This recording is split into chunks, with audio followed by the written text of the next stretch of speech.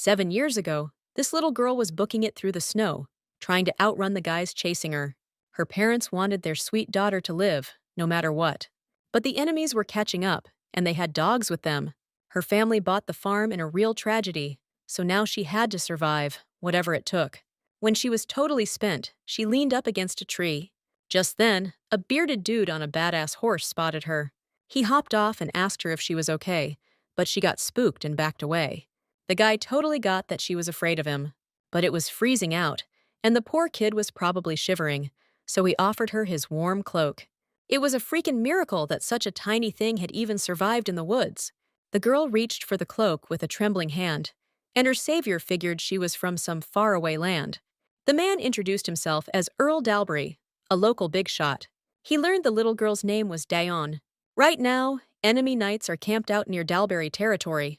The captain of the soldiers got another invite to the ball. Everyone's desperate for him to marry their daughters, so they're sending him letters full of garbage. Secretary Jeffer explained that his lordship stands out from other men. Exar Malhoot got the title of Earl at 12, and he's still a bachelor at 28.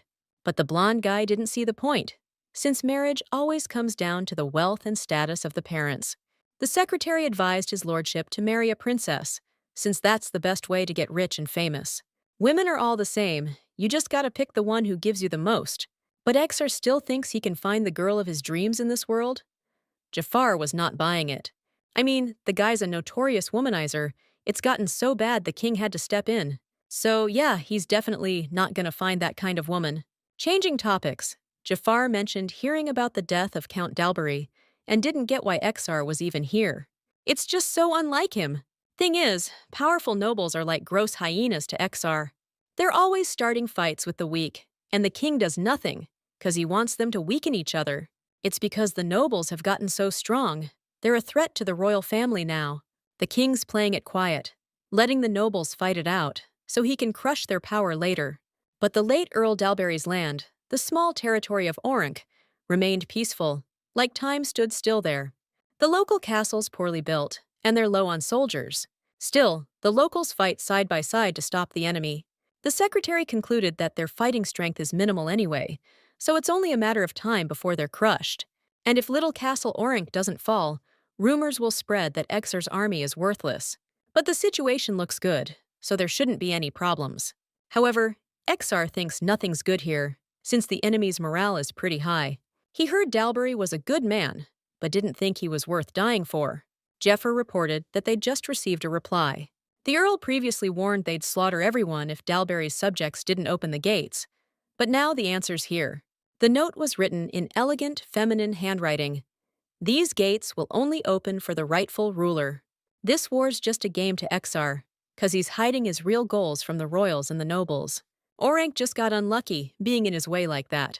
Even with a blade at her throat, this fearless woman still had the nerve to write something like this. Exar's seen a million girls, but never one like her. That's why he's going crazy trying to figure out who she is. No doubt about it, these guys are just gonna keep playing defense. The count needed to be sure. Dalbury had 2 sons, right? And the secretary immediately confirmed it. The older one was Alvin, and the younger one was from the second, younger wife. And right now, that woman, Mary Dalbury, is the one calling the shots over there. Exar didn't really buy that the young countess was sticking around for a siege. They should have surrendered on day 1, and besides, that wife's faction was already set to hand over the castle. He chuckled, almost to himself. He couldn't figure it out. Was he really fighting cowardly Alvin right now? But Jafar replied that a pretty slave girl was hanging around the Earl's oldest son. Apparently, she used to be a concubine of the dead Earl. Most likely this woman is controlling Alvin, and she's the one who's got the nerve to go against Exar Malhoot. Guess this girl stays loyal to whoever gave her a helping hand once. 7 years ago, the Earl saved her, and now at 20, she's got a unique charisma and charm. Exar wanted to meet her, and Jafar skeptically replied that he never doubted it for a second. Blondie just suggested we bulldoze the castle, but the secretary asked him how he planned on pulling that off. Even stuck out here with zero intel from the outside, they only need to hold out for a week. First off, it's getting cold early this year, and second, a third of Garion's border is coastline. The army will have to pull back because of the threat of a pirate raid from the sea.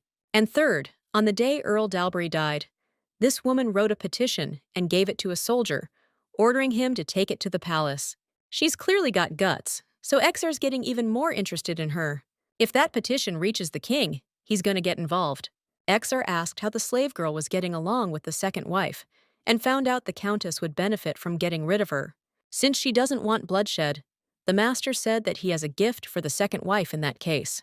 She hasn't left the castle in ages, and probably forgot what it's like to attend fancy balls. Exar sent word he's got a special gift, something that'll help the countess relive all this, and that they're not here as enemies.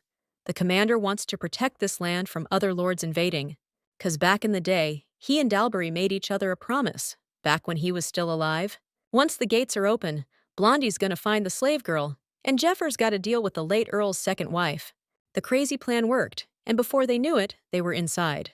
The secretary told the boss to be careful, 'cause if he gets exposed, things'll spiral out of control. Exar silently started scanning the area for the girl he wanted, and then suddenly his eyes went wide. Standing on the high wall was a maiden, staring right at him. The guy revealed his face and smirked, all smug, 'cause he'd found his target. The secretary called out to his boss, telling him it was too soon for that right now. And then Jeffer told Rob to keep an eye on their lord, and make sure he didn't do anything stupid. When it's time to head back, they'll blow the horn twice, so His Holiness can't be allowed to run off. Right then and there, a knight walked up to the pretty girl, said something, and she left. Exar's eyebrows furrowed without him even realizing it. He suddenly doubled over and yelled that his stomach was killing him, and he needed to hit the bathroom, like now. The guy bolted so fast that Jeffer didn't even have time to say a word. Near the wall, the blonde spotted a few locals. There's a war raging outside, and these guys are just chilling here with a pint of ale. You can tell they're Dalbury soldiers.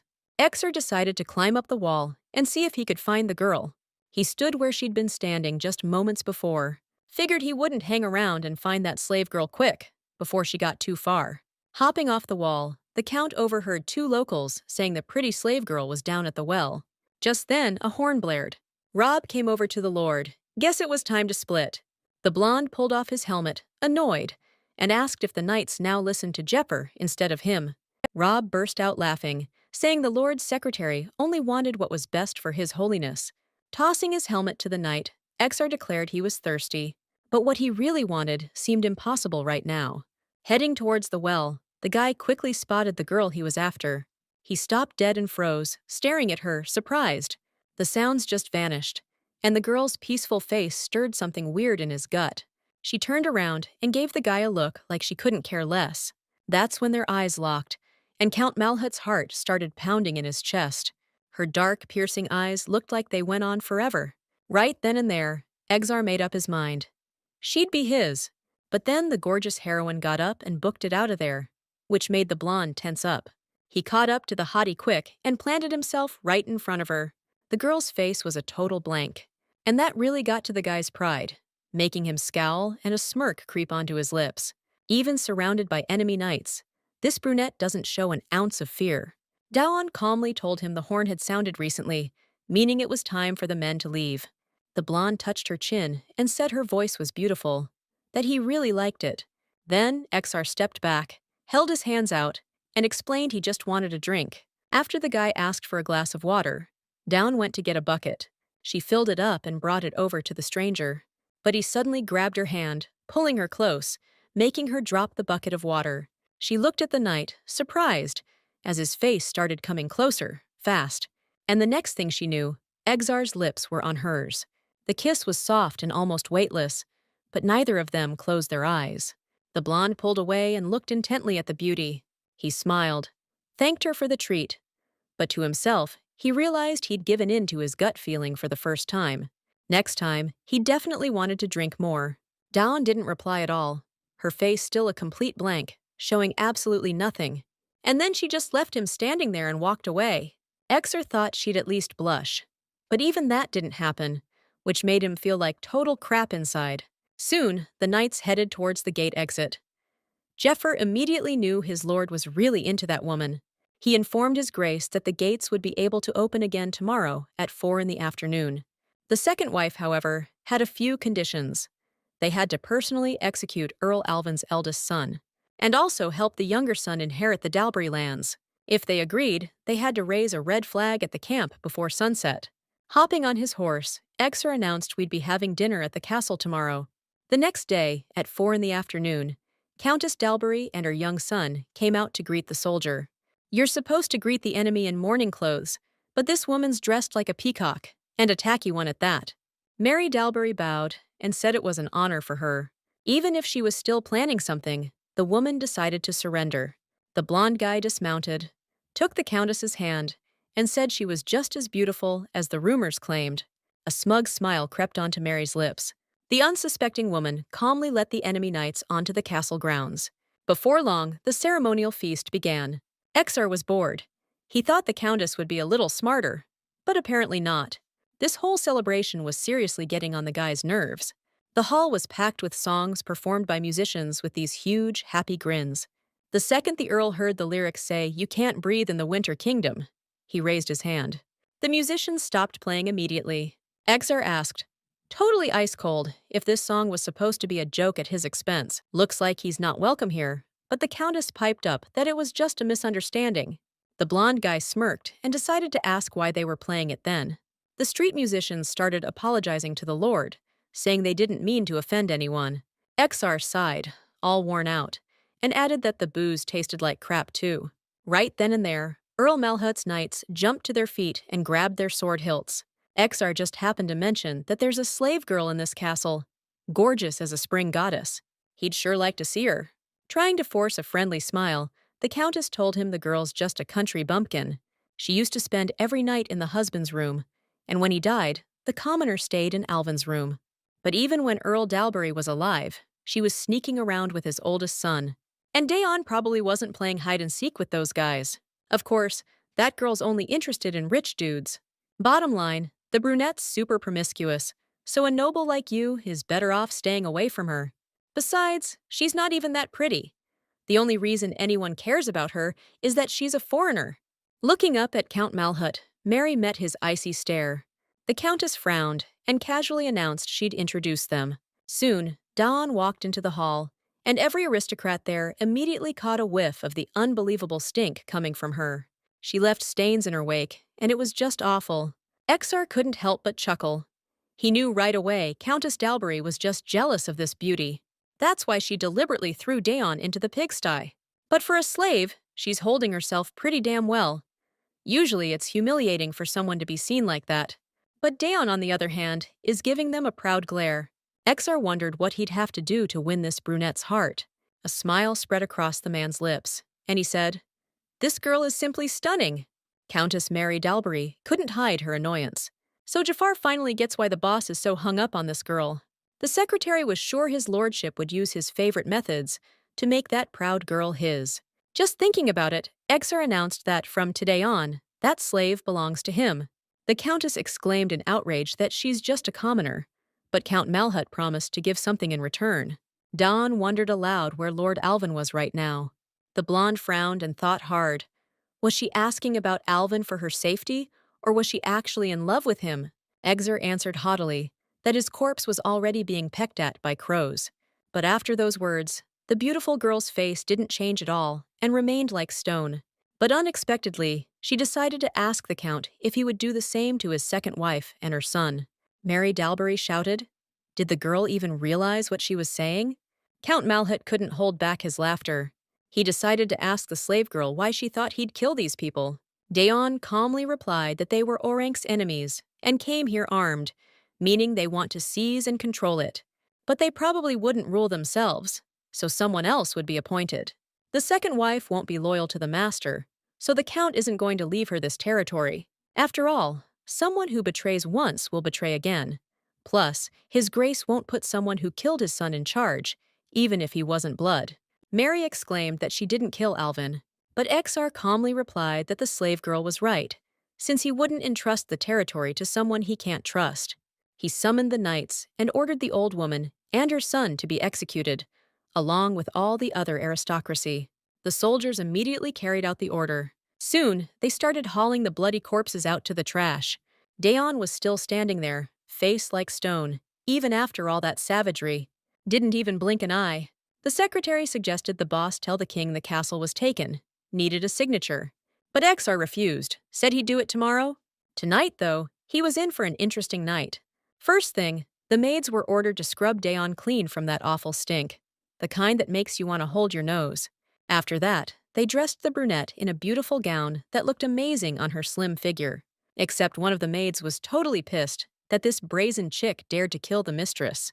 And to top it off, they didn't even spare the young master because of this horrible woman. The woman grabbed a comb and started yanking it through Deon's hair, but the girl didn't even flinch.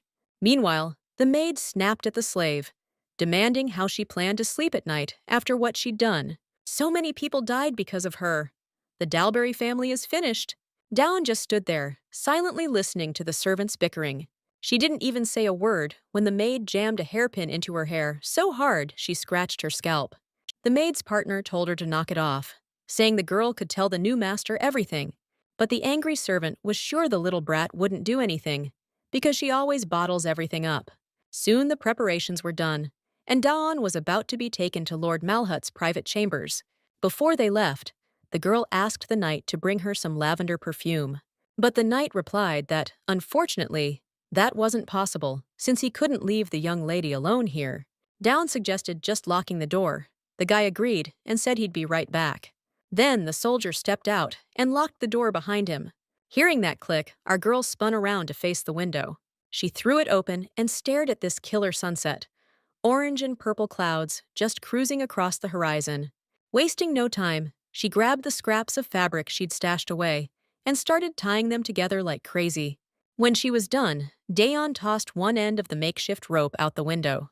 She tied the other end to the window bars, then climbed up onto the windowsill. Not even a little scared of falling, the young woman started carefully climbing out of the castle that was about to become her prison. Once she hit the ground, Deon took off running. It's always the same, right? Just when our lead thinks things are gonna be okay, she ends up having to run anyway. It ain't over till she's pushing daisies. Dying might seem easier sometimes, but Deon's got a reason to live, and she's gonna see it through. Even if she's wrinkly and gray, that girl's gotta keep going. That's a promise Deon made to her own mother. Now she's ditching Dalbury Castle, which means she's back to square one, with nowhere to chill out and crack a smile. Exar slammed his wineglass down, demanding what the hell that was supposed to mean. He's just finding out now that somehow Deon managed to bolt from the castle. The knight in charge of her sheepishly explained he just left the young lady for a sec, and she crawled out the window. The count grabbed his head, exhausted, and barked orders to find her. Then his voice cracked, and he screamed for the soldiers to get their asses in gear and search every freaking inch. We gotta find that girl no matter what. The knights scrambled to follow orders, and Exar leaned back wearily in his chair. Jafar figured it was for the best. A woman like that's too much trouble, just forget about her. The blonde snapped at his secretary, asking if he seriously thought he could order him around. But Jafar explained she's too smart. Keeping her close is dangerous. Who knows when she'll betray you? That commoner probably just ran 'cause she realized she couldn't control you, her master. Since His Holiness clearly isn't like the late Earl Dalbury or his eldest son, Alvin. Still, Exar ordered them to find her, and added he wouldn't say it again. He wanted the runaway brought back to him, immediately. He wanted it so bad. The glass in his hand cracked, and his eyes burned with fierce resolve. After questioning the staff, the Earl found out none of them knew where the runaway had gone. Jeppard dismissed the terrified servants, not wanting them to catch the wrath of His Holiness. Exar figured Deon had been planning to bolt from this place from the start. He asked his secretary if there was any news, and the guy said no. Without another word, the blonde got up and headed for the exit. Exar decided to lead the search party himself. He was dead set on finding the runaway girl and bending her to his will, so she'd belong to him, period. They even brought in tracking dogs for the search. The Earl was barking out orders left and right. But after hours of searching, they came up empty. This femme fatale's hiding from the king's elite troops. Entire squads can't find one girl. It just fueled Exar's rage even more. Where the hell did she vanish to in the middle of the night? Jeppard told his lord the sun was already starting to rise, so they better head back to the castle. The blonde guy was surprised so much time had already passed. A smirk crept across his lips, thinking Deon wasn't the type of woman who gives herself up easily, which only made Exar even more intrigued. Just then, a soldier came charging out of the woods. He reported they'd picked up a signal in the northeast, coming from the Cerberus forest. The knight asked the young woman to stop, promising they wouldn't hurt her. But Deon wasn't about to believe a single word he said. All those falls really messed up the main character's leg. It's covered in scrapes. The knight felt bad seeing her wounds, wondering why she was running so hard. But she's got nowhere left to run to. Deon's surrounded, and she's in no shape to get away, so this girl's gotta face the music. Her wounds are bleeding like crazy, gotta bandage her up. The second the knight took a step, Deon bolted. The guy took off after her, trying to stop her. He caught her easy enough, wrapped an arm around her waist, and pulled her in close. Deon tried to break free with what little she had left. That stone-cold face of hers finally cracked. The young woman looked like she was about to burst into tears of despair, and the knight noticed, a flicker of doubt crossing his face. Deon quietly begged him to let her go, then just kept repeating how much she hated them. With one swift strike to the base of her neck, the knight knocked the beautiful brunette unconscious. Her body went limp, but the knight managed to catch her. Holding the heroine in his arms, he looked down at her sadly. Just then, Count Malhoot appeared nearby and immediately jumped off his horse. He looked intently at his subordinate, holding the girl, and then, without hesitating, he walked straight towards him. Exar took the young woman into his arms, pressing her delicate body against his strong, toned physique. Noticing his subordinate's gaze, the Count demanded he not dare look at him that way. He usually lops heads off for stuff like this. But this time, Exar agreed to let him off the hook. But if it happens again, that knight is toast. The soldier flinched at the Count's icy tone. He realized his lordship knew everything. Earlier, Secretary Jeffer ordered the girl to be killed by any means necessary. Only the master got in the way. That beautiful woman is too dangerous for the master. The main character spent part of her childhood in a hanging cage. One day, her owner came to her again and mockingly asked how she liked the place. The girl didn't answer.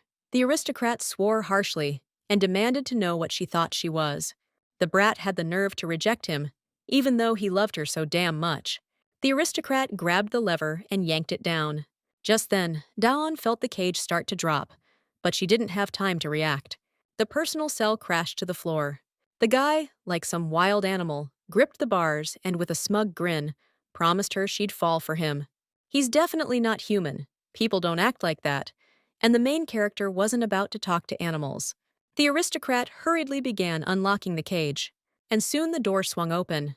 He mocked her, saying she could keep acting distant, but he intended to touch her anyway. Deon squeezed her eyes shut, because she wanted absolutely nothing to do with that. This gross fat dude's hand was reaching for this innocent girl, trying to grab her completely. Deon suddenly remembered her mother's words, that she absolutely had to survive. So the second the aristocrat got close, the main character kicked him right in the face with everything she had. She bought herself a few minutes to get away, because as soon as the fat guy came to, he ordered his guards to catch that little brat immediately. Deon had to run through the snow to hide, but she kept feeling like that guy was right behind her. And when that disgusting hand reached for her, Deon realized with a jolt that she absolutely didn't want this. She snapped her eyes open, waking up from the nightmare in a huge, soft bed. Realizing it was just a bad dream, our main character felt an incredible wave of relief. But the good times couldn't last, because a voice I knew asked if I was finally awake. Turning my head, I saw the Dalberry family's enemy, Earl Exar Malhoot, sitting on the bed right next to me. Propped up on his hand, the guy was staring at my face like he was trying to solve a puzzle. Then, out of nowhere, a wicked smile spread across his lips. Still, I didn't react, not one bit. The Earl thought out loud, saying that girls usually either scream or get all flustered. But I was just nothing. Maybe I just hadn't decided what to do yet. But Deon didn't say a word back. Exar decided to tell the runaway that she kept saying she was in a lot of pain in her sleep. Like a dying bird, her voice was so quiet and weak. It was only then the young woman noticed her legs were bandaged.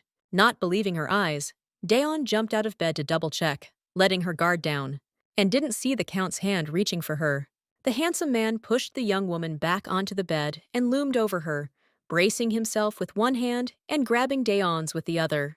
Even now, her face remained expressionless, which made the blonde guy smirk. The main character tensed up as the man started slowly moving closer to her face. She tried to get away, but he was holding her tight and wouldn't let her. And then, against Deon's will, he touched her lips. The kiss didn't last long, because the young woman managed to push Count Malhoot away. While he was still processing what just happened, the brunette scrambled up and bolted. The guy slicked his hair back and muttered something quietly to himself.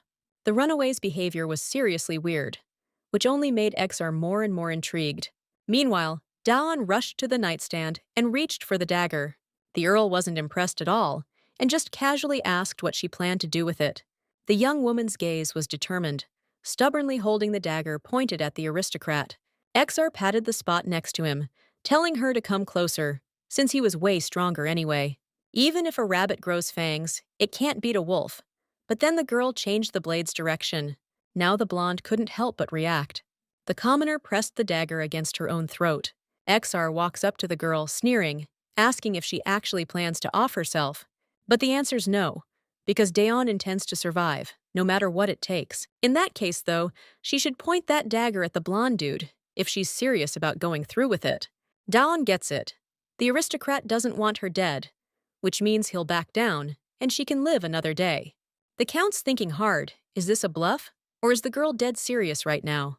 The main girl tenses up when the dude pulls up a chair, but she keeps the dagger steady, showing she means business. Exar asks if she ever loved Alvin. He was important to her, the heroine replies. So, that means the guy could take her innocence then. But the main girl answers firmly. She ain't sleeping in the same bed as a guy she doesn't love. That cracked Exar up. His pride was shattered, and all the Count asked was for him not to tell Jafar, or he'd never hear the end of it. Exar's face was all smug about it. He decided to drop it and asked what they should do next, because he still wanted her. Deon replied that she'd be working here like before, so she just asked him to treat her like a slave. Instead of getting the best food, expensive clothes, and jewelry, she just wanted to work day and night like a servant. And Deon wasn't budging on her decision. The guy smirked and agreed to play along. Now the brunette can do whatever she wants and make her own choices. And Exar's gonna do what he wants. Rules? Easy peasy. Blondie raises a finger and says, "There's just one." Deon frowns a little, asks what's the catch. Exar's stoked he's got her hooked, but plays it cool. He says they ain't leaving this castle. Not if she vanishes from his sight. Life, death, whatever. They're stuck with each other till they get what they want. Exar took the silence as a yes, and orders his new maid to tidy his room. And whip up a late-night snack, but she sleeps in this room. Then Count Malhoot dips, leaving the girl all alone. No way! The main character couldn't believe he backed down so easily and didn't push her to spend the night. But Deon knew better. She couldn't trust him, which meant she couldn't let her guard down. The next morning, the main character was making the Earl's bed. Just then, a half-naked guy with a towel around his waist walks into the room and heads to the sink. His body was insane. A gorgeous, ripped physique that would turn any girl's head. Except in the mirror, Exar noticed Deon wasn't reacting at all. It was making him feel the tension between them. The brunette walked over to the Earl and held out a spotless white towel. He took it, remarking that she seemed to be getting used to this kind of work. But Deon didn't react, just kept standing there with her eyes down. This girl's been doing this for a while, so Exar figures old man Dalbury and Alvin probably slept with her. And that look, she's staring down, like she doesn't even see him. Slave mentality trapped in a body like that. Exar stepped closer and lifted his servant's chin, forcing her to look him in the eye. Tilting his head, he asked her how her legs were doing. But the young woman didn't answer again. And that stubbornness was starting to really piss Exar off. He pulled her close and kissed her hard. Next time, he told her, she better answer when he asks a question. And if Deon wanted to ask him anything, the great Earl promised to answer any question she had. Consider that a new rule from now on. Exar told her to try and remember that, because if she didn't, he'd kiss her again. The main girl just deadpanned, reminding him that he said he wouldn't touch her. But that wasn't really true, because Exar wasn't going to use her without consent. But kisses didn't count. The Count threw open the door and yelled for Jafar. The secretary looked up from his work, figuring his lord had finally gone to check out the area. Exar nodded, saying Arank wasn't as rich a land as he'd thought. There aren't any mines to make some cash off of, and the local soil is totally useless for farming. The Count only conquered these lands to see how the king would react. But even then, he didn't think the land would be this bad. Jafar informed his lord that a letter arrived from Prince Zak, who wants to come celebrate the capture of Arank. So they've got about a week, and by then they need to get rid of all the dead weight. Just then, a knight walked into the room with another report. He handed the document over to the count. After reading it, Exar's face twisted with outrage. The guy was finding out just how much his runaway had accomplished in a single day. Exar was furious to learn that this girl was waking up at 3 in the morning every day. He couldn't believe it. From 3:30 a.m., Deon's cleaning the garden. From 4:30 to 5, she's cleaning the kitchen. And after cooking, she's cleaning the castle, all in 2 hours. After doing laundry and eating lunch, the girl washes the dishes. Then it's dinner and more dishes, cleaning the kitchen. She spends the rest of her time in her room sewing. Once, she even embroidered the second wife's dress for a ball. Exar snapped, asking if anyone in the castle even bothered to help her. He asked the soldier how long the young woman had been working under such a brutal schedule. The guy said it had probably been ages. That got the count wondering if Deon even existed. Scratching the back of his head, the knight mentioned he'd seen that slave girl eating a few times. Right then, there was a knock on the door. Exar knew instantly it was Deon with food and told her to come in. No point asking if she's eating right. If she was, she wouldn't be so damn skinny. Deon might be a slave, but she could totally be Dalbury and Alvin's mistress. But they decided to keep quiet about it. Stupid men just don't get involved in women's problems. Someone was nice to her for the first time, so she mistook it for love. Even when the house is quiet, she can't relax. If the people responsible would just step in, this could all be resolved. They figured it was better to ignore everything, but the problems just kept piling up, making things even harder on Deon. Jeffar was stunned when the master offered the slave a seat. The brunette didn't resist and just sat down in the chair across from him. Then she picked up a knife and started slicing an apple into neat little wedges so his lordship could have a snack. Exar moved closer to this femme fatale. He snatched up one of the freshly sliced pieces, and then he brought it close to the young woman's lips, asking her to open wide, planning to feed down. The guy told her not to forget their little game, 'cause he enjoys watching her lips move. Deon didn't fight it and opened her mouth wide, after which Count Malhoot popped a piece of apple in. Right now, the girl looked absolutely stunning. Next, Exar spread some jam on bread, and Deon gave it a skeptical look, still chewing on her apple. Then, the man held the bread to her mouth, and the girl opened up. Deon had jam on her lips, so the brunette licked the remnants off in a circular motion. Exar watched intently, the thought hitting him that this femme fatale was deliberately teasing him. He requested they bring him more meat starting tomorrow. He wanted to see the juice run down those beautiful lips. The annoyed secretary interrupted his master's thoughts and presented him with tomorrow's workload. Right then, Deon wordlessly got up from her seat, and then she left the room. Jeffar didn't understand why his lord didn't stop her. "She's not that easy to stop," the count replied. In a serious tone, the secretary warned that this woman was dangerous, so his master shouldn't fall for her charms. Hearing this, a sly smile crept onto Exar's lips. He decided to reveal something to his secretary. That same evening, Count Malhoot summoned Deon to give her a gift, but she just stared at it, unimpressed. That made the guy think she didn't like it. Inside the box was a gold bracelet, encrusted with gems that sparkled beautifully in the light. Deon said that kind of thing wasn't her style, and besides, she had nowhere to wear it.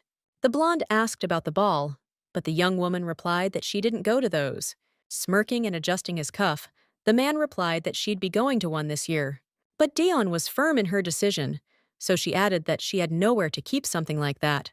Annoyed, the blonde asked if Alvin and old Dalbury never gave their mistress anything. Ignoring the question, the slave bowed her head and replied that she had to go. Ladies at the royal palace would claw each other's eyes out for a gift like that, and she turned it down like it was a pebble. So she's not the type who's into expensive jewelry. Exar started racking his brain, trying to figure out what she does like. A sly grin spread across the man's lips, and he made up his mind to gradually make that woman his. Sooner or later, Deon will crack under his pressure. He's got plenty of time. The game's just started. The next morning, the Earl found out that the late Earl Dalbury's second wife's ring was found in Deon's room. According to the headmaid, a lot of people's stuff kept disappearing, and everything that went missing ended up turning up in Deon's room. Today, more stuff went missing from the second wife's room. Gold rings this time, and they were found in Deon's room again. Exar ordered his secretary to gather everyone who worked in the castle. Jafar specifically questioned the maids and other staff, but they all said the same thing. Deon's name kept popping up in connection to the thefts, every time. The Earl's face hardened when he heard that. All the servants were already assembled in the throne room. Exar took his seat and scanned the crowd, his eyes sharp. Normally, this kind of thing's handled according to castle law. So the Earl asked the head maid how the late Earl Dalbury would have dealt with this situation. Turns out, the usual punishment was a whipping and having your wrists chopped off, but the Earl abolished that, so now they do something else. They lock the person in solitary without food, but even then, this slave wouldn't stop stealing. That's why the head maid asked the master to pick a harsher punishment this time. The Earl revealed that last night, Deon turned down a bracelet worth a fortune in gold coins, but today, the servants are claiming she stole cheap trinkets worth just a few silver. Deon didn't say a word, even now, like she couldn't care less what happens. The head maid grinned when the Earl ordered the thief's hands chopped off. The Earl frowned, watching the head maid's reaction. Realizing no one was going to stick up for Deon, Exar actually brought this up last night. He explained to the secretary that Deon wasn't emotionless. She was just good at keeping it together. Exar himself wouldn't call someone like that dangerous. But the secretary kept saying that this girl, specifically, was super dangerous to the master. Even if that's true, Earl Malhoot wasn't one to back down from danger. A lot of people here hate Deon, so Exar was sure someone would try to stab her in the back sooner or later. Back in the present, the Earl ordered the slave to explain herself. This girl's got a shot right now, unless she'd rather lose her head. Deon stayed quiet, probably figuring that saying anything wouldn't matter anyway, since no one would believe a foreign slave. The blonde asked, cold as ice, if she had a death wish. All she has to do is say one word, no. Then, the brunette stated confidently that she never stole anything, she doesn't need jewelry. Exar ordered the girl to come over to him, his voice like steel. The heroine didn't resist and walked over to the count. She didn't take the aristocrat's hand, so he reached for her wrist himself. Deon was stunned and her eyes widened in surprise when the man suddenly pulled her onto his lap. And then he put his hand on her shoulder and pulled her in closer. He ordered everyone to watch closely and remember damn well that Deon is his woman. Everything inside this castle belongs to him, so Deon has the right to steal whatever she wants, and it can't be considered a crime. But since all the servants are gathered here today, the Count decided to take advantage of the situation and make an announcement. From the head maid to the regular servants, there was widespread theft and bribery going on. Rob opened the document and read, and Phaeton paid 3 silver coins to the head maid to get hired. Then, the same guy paid Hans 2 silver coins and was exempt from paying taxes. Hans also got coins from the cook. Often, when hiring new servants, people would bribe with livestock or grain to get the job. The head cook often changed suppliers. In turn, the suppliers paid him personally with gold coins or flour. And with that, Rob finished reading the whole list. The Count was extremely pleased and reminded them that they had previously discussed punishment. The head maid spilled the beans herself. These criminals had been beaten and had their wrists chopped off before. The servants all dropped to their knees, begging the master for forgiveness, saying how sorry they were. Some were saying they'd had a tough life, others that they just didn't have a choice. The Earl announced the tax system was changing. They'd be paying based on family size, not by village anymore. Another goal of the census is figuring out how many guys we can use as soldiers. Out of nowhere, the Earl ordered everyone on that list to be beheaded. The servants started begging even harder for the master to show mercy, promising it would never happen again. That's when Deon stepped in and asked the Earl not to do it. The Earl thought about it and figured this was a good chance to boost Deon's rep with the servants. So, Exar said sternly, that you can't show mercy to people like that. But Deon confidently stated that Earl Dalbury had recently died, along with his wife and the young master. The people of Orin already feel uneasy with the sudden changes, and if the Earl acts like this, they'll start to fear him. Exar reported that the servants themselves said the criminals deserved punishment, to which the girl replied that the locals might turn against him. The blonde explained that they're just executing servants who broke the law, which will only make things better for the locals. The thing is, Orin is a small territory, and many of the servants here have families outside the castle walls, so word will get out about what happened. It'll look like invaders came to the castle and set their own rules. The Earl frowned, since he understood perfectly well that the girl was right. He was finally starting to grasp the temperament of this femme fatale. Apparently, Deon was into politics. If Exar actually executes those criminals, that woman's just gonna keep hiding her feelings and go on living her life. But if he lets them live, he can move down on the chessboard. The guy totally got it. It'd be way easier if they just executed them all. Banishment's an option, but that won't solve the second problem, since they're desperate for manpower right now. So, here's the plan. The men will work repairing the castle and the roads, and the women will work in the taverns close to the construction sites. Exar lightly touched Deon's chin and asked what she likes to do in her free time. The girl answered without hesitation that she likes to cook. The Count announced that, in that case, starting today, she's in charge of the kitchen. So, the girl needs to remember that she only has one job now. She won't be doing anything else. Still, Exar had to ask. If they exiled or executed the guilty parties, there definitely wouldn't be enough servants for her to work with. Deon told the Count his census was missing a lot. They needed to broaden the criteria and consider everything else. Like the number of people over 15, the number of kids who can work, stuff like that. Then pick the right servants from them, pay them a weekly wage, and give them opportunities to earn extra. The heroine's idea was solid, so Exar decided to do just that, which the slave totally wasn't expecting. Surprise plastered itself all over her face. No doubt about it, this girl's definitely into politics. That's why she's so indifferent to jewelry. If he gave her a chance to prove herself, maybe he could actually use her. The man stepped closer to Dawn and whispered, reminding her that she'd said she'd only open the gates to a ruler. Now he knew how to open her gates. The next day, Jafar tried to explain to his lord that building a road is a freaking ton of work. We can still back out while we have the chance. It was clear good roads would make life easier for everyone, so the Count asked his secretary why he was so against it. He's seen the mess outside with his own eyes, right? Jafar figured even though this territory is theirs now, we're still outsiders here, and roads cost money to maintain. This is way too proactive.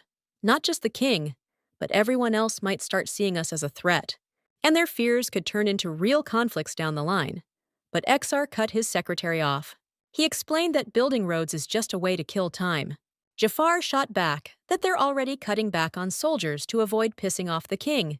The secretary was convinced his lord was acting this way because of that woman's influence. So, he reported they had new intel on Deon that His Holiness would find interesting. Apparently, Deon was trying to convince Alvin to run away with her. In other words, they were planning to bolt together the day Earl Dalberry died. Hearing that, Exar couldn't help but chuckle. Annoyed. While everyone was grieving, she was scheming. On top of that, she was telling everyone there was a high chance Exar's army would invade Orank. The Earl's barely cold, and she's predicting an invasion and wants to ditch with the eldest son. She's definitely something else. But they didn't escape, because Deon didn't know what the second wife would do, so she decided to stay. If they were hooking up, you could understand the young girl's angle. This woman's dangerous, capable, and can read her opponent like a book. Exar agreed. Deon was definitely cold and clever, but Jeffer reminded him she's still just a slave. Slaves are treated worse than livestock, so there's no way she can become a concubine. Hell, she can't even be a mistress, legally speaking. Exar's gaze hardened, and he asked flatly, "So what?" Zephyr had always respected his lord's wishes, but now he felt obligated to stop him from making a mistake. He explained that 5 months ago, Baron Bendel's second son was executed for having an affair with a slave, his head still hanging above the castle gates. "You've got more enemies than anyone, my lord. Just let your guard down, and that girl will stick a knife in your back, seeing as how she hates you for executing Alvin. What if she falls into the hands of another lord? Getting rid of her now is the only smart move." The Count knew exactly what his secretary was getting at. Just then, he spotted Deon leaving the castle. That girl was back at it again, like she couldn't sit still for a second, and it pissed Exar off. Guess that woman was just plain stupid. Jeffer sighed, realizing the boss wasn't just gonna let her go. Smirking, the man replied that she would belong only to him. Dawn headed to the kitchen. At the entrance, she saw Count Malhoot leaning against the wall, arms crossed. The guy reminded her he told her not to leave the castle grounds, yet here she was, heading somewhere. The slave explained there wasn't enough food at the construction site, so she just wanted to bring them some. Exar walked up to the young woman and told her this job wasn't for her, so there's no point in doing it. If you're snatching someone else's work, it means you're messing with their life. Once Deon reaches a certain rank, she'll have to get used to using people. So right now, the Count's saying this for the girl's own good and for her subordinates. Silence hung in the air. The Count waited for the girl's answer, while Daon pondered his words. The man turned around, and the heroine agreed. Count Malhoot decided to take a breather and flopped down on the hay bales. Looking at the young woman, he silently beckoned her over with a hand gesture. Daon couldn't resist, so she approached the man, and he gently took her hand. But then his hand moved to the brunette's wrist and pulled her closer. The young slave girl had no choice but to sit, while the Earl rose, still staring intently at her. She still didn't react to him at all, which made Exar's brows furrow and his gaze harden. The Earl abruptly placed his hands on the runaway's waist and pulled her close. And then, surprisingly, he embraced her. The guy figured, this woman's like strong liquor. The more you drink, the more you crave. This drink was intoxicating. That's why Exar really didn't want to let go of this fragile body from his embrace. The beauty froze as soon as the man started to make a move, not expecting such boldness. He pushed her onto the soft hay and loomed over her, touching her thigh with one hand and looking intently into her eyes. Dawn didn't look away and kept staring back with a stony expression, as if she felt nothing. If a girl doesn't like something, she can just say so, but she was silent. Dawn could have at least tried to get mad, but she had her emotions locked down. The brunette stayed quiet, so the Count started to think she was into what was happening. So, he suggested they keep going, hoping for a reaction, anything from her. Even after he said that, her face was a blank slate, cold and totally indifferent. The guy cursed under his breath. If he kept his distance, she was quiet, and if he got closer, still nothing. Probably a habit she picked up when she was a slave. Learned to protect herself. Doesn't matter who you're dealing with. Best to stay silent. Protect your heart from getting hurt. Deon's trying to shield her heart any way she can, which means she's closed off to Exar right now. The Count undid a button on his dark red cloak and looked at the girl with interest. Deon was thrown for a loop when he suggested a game of chess and asked about her skills. The young woman nodded, and the guy proposed they play each other after dinner in the study. If she wins, Exar promised to listen to her wishes and do everything he could to make them happen down the line. Like complete freedom, for example. Thing is, the girl doesn't need freedom, 'cause any slave dies a slave. Better to stay here now. That's logical and smart of her, to serve a master who treats her well and actually cares about her. Plus, Dawn knows exactly what guys want, so she works hard to keep her expression blank.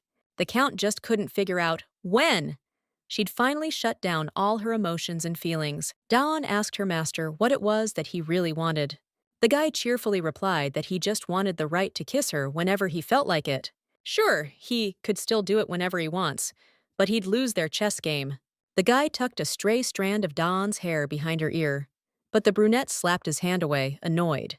She agreed to play on the condition that he wouldn't use that ability and wouldn't touch her at all. Exar smirked and agreed. Tonight, they were definitely playing a thrilling game for two. The Count won the first game, so now he has to write out a permission slip for a kiss. He wanted to add a clause about intimacy, but she told him to leave that word out. Exar cursed inwardly and crossed out the extra word, understanding she wanted to keep her distance. Now it's the slave's turn to sign the kiss permit, so they can keep the game going. Reading and writing is a privilege for nobles, and not even all of them. Since when do slaves know how to do that? Deon could get punished if anyone finds out, but she still corrected him, her voice steady and confident. Showing off your reading skills and deciphering fancy folks' letters in front of him? That's a major offense. The second Deon signed that paper, the Count figured he'd cash in on that kiss permission right away. He hopped up on the table, one leg at a time, and yanked the brunette's face towards him, ready to make that kiss dream a reality. But that evening, he found out the girl had vanished again, and nobody had a clue where she went. The maid said Dawn was supposed to make soup the next day, but she just up and disappeared, according to her. It was already 10 p.m., way past bedtime for everyone, so the Count started racking his brain about why she'd bail. But he knew one thing. That girl wasn't dumb, and she always knew how to dodge trouble in the castle. The maid told the master that the girl had snuck off somewhere late at night before, without giving anyone a reason. About every 3 or 4 days, Dawn would ditch the castle in the middle of the night. Servants were whispering about secret hookups with the Count or some other guy. But there was also a rumor going around that she was a spy for another lord, doing his dirty work in this castle. When the slave girl gets back, her clothes are soaked from rain or sweat, her hair's a mess from the wind, and her face is flushed from excitement or exhaustion. That's why a lot of people figured she was hooking up with someone in the woods, or somewhere else far away from the master and the castle staff. Exar remembered the moment he leaned in for a kiss. The girl didn't fight it, bracing herself for the inevitable. But the guy didn't touch her lips, just froze an inch or two away. And then he suddenly yanked her close, slammed her onto the table, and loomed over her. Exar's brows furrowed, and he asked her to open her mouth, clearly pissed. The guy wondered if she actually preferred getting down to business instead of just kissing. Suddenly, Deon stated confidently that the permission would last as long as their lips touched. So, just once. Exar smirked, playing along with the deal. Then, he leaned in and kissed the young woman.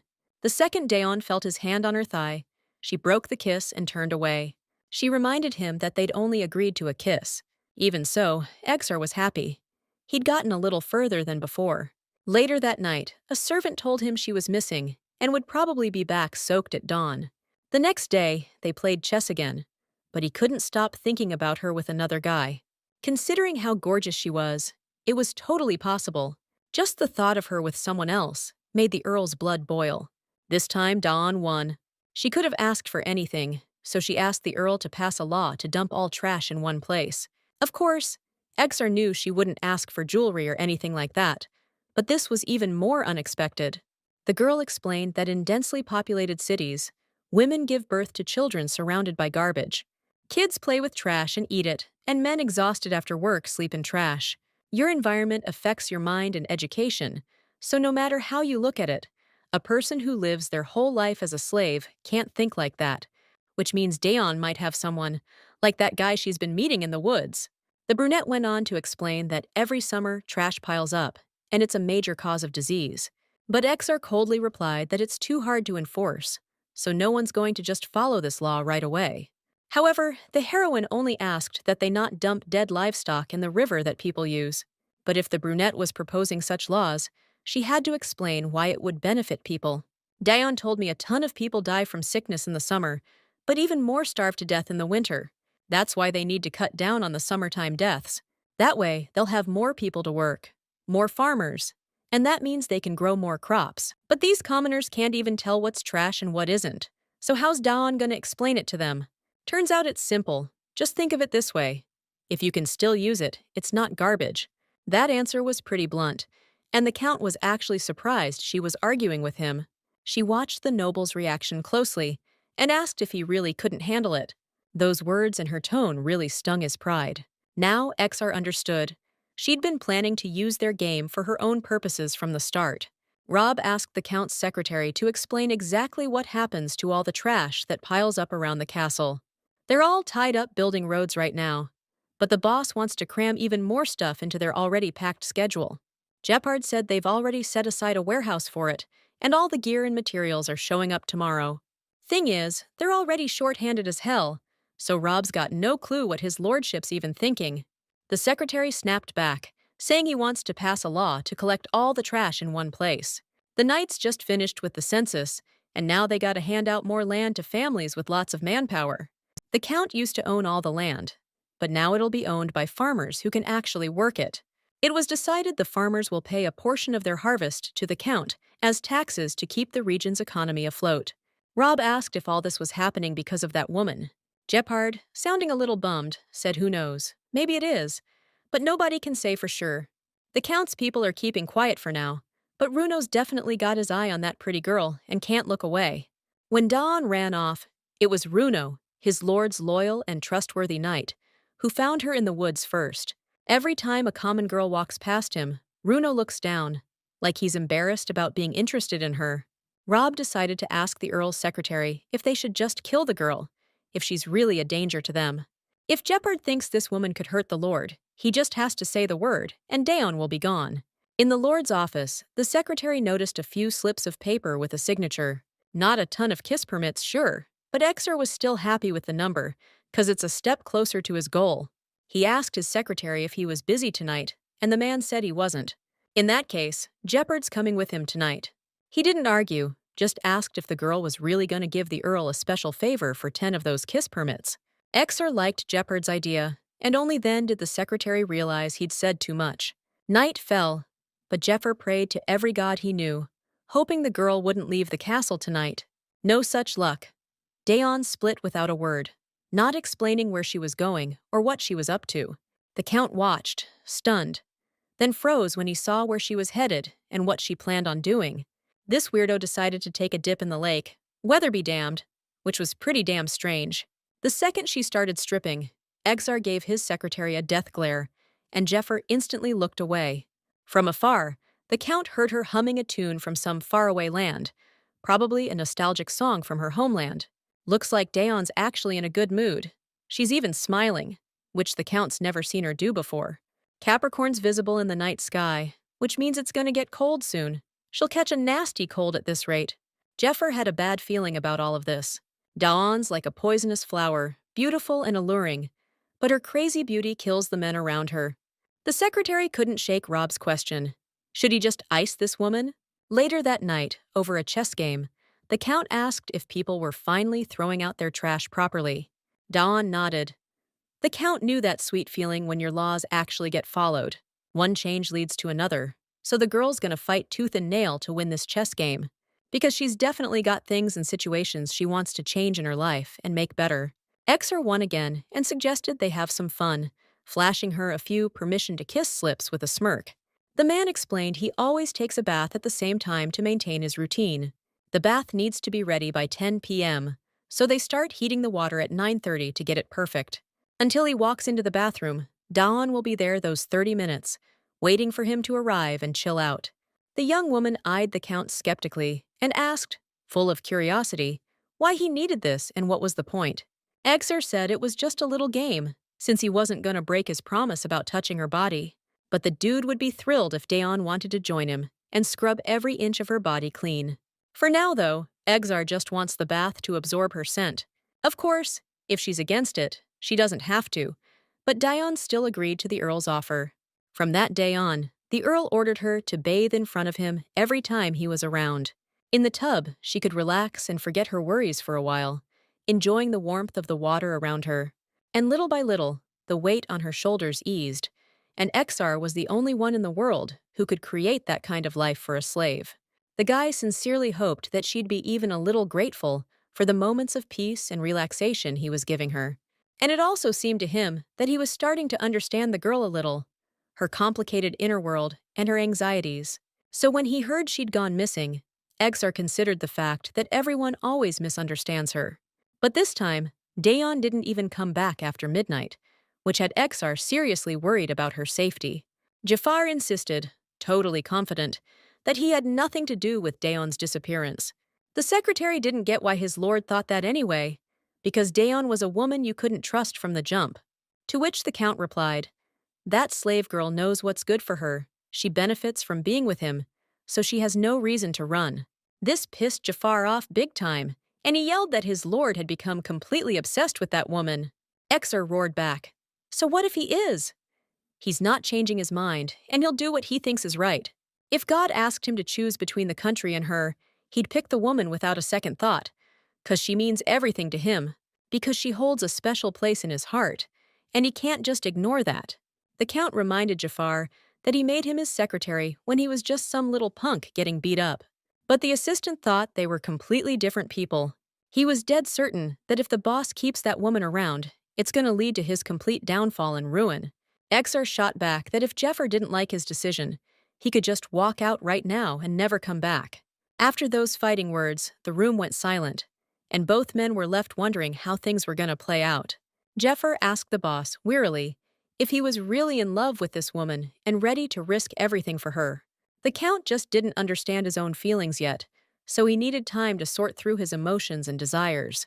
But the more the secretary says to ditch this woman, the more he's drawn to her, and he can't shake the feeling. Right then and there, a knight ran into the room and reported that they'd found the woman in the livestock yard. She'd been on the castle grounds the whole time, hiding from everyone and trying to avoid drawing any attention. Walking into the barn, the Count found Deon's frail body sleeping, and his heart filled with worry for her health and safety. Exar felt relieved when he learned she hadn't run off, but then he was hit with a wave of anxiety, wondering if she was okay. The Count wants you all to know he appreciates your hard work. So tomorrow, every soldier gets meat and booze for a celebration. Maybe finding just a slave girl doesn't warrant this kind of reward. But they spent all night chasing after that woman without a break. Their exhaustion is going to turn into anger, and Deon's going to catch it. Exar told Jeffer to keep anyone from getting near Deon, and asked him to bring a thick blanket and a heated stone wrapped in cloth. Deon clearly had a high fever and was sweating like crazy. The girl had crawled away from everyone and was lying in a spot where she clearly just wanted to be left alone for a while. The Count moved her onto his lap and asked with a smile if she'd just fallen out of the sky. Soon after, the secretary brought everything his lord had requested. The man placed the warm stone in the girl's hand and reached for the blanket, wanting to take care of the sick girl and do everything possible to make her comfortable. So they sat in silence for a while. Exar hadn't worked up the nerve to tell her he lost his dad when he was 12 and got the lord title super young. That's why he thought it was messed up that people had to survive with such different rules and starting points. Deon heard all this, so she shot back that slaves don't have rights. They're forced to obey their masters, period, no freedom. But Exar's account, he's got tons of rights. But that doesn't mean he's happy with how things are, he wants to make them better. Thing is, she doesn't have to fight the whole world. Deon can just win her rights from him if she's persistent enough. So she only needs to fight him, not everyone else. When Deon's hurting, she can just say so. Because to earn freedom, she doesn't need to lie or hide how she really feels. The Count promised to change her, so Deon could become a real person, someone who actually shows emotions. Hearing that, the girl looked away and snapped that she hated him for trying to mess with the life she was used to. But Exar already knew she felt that way.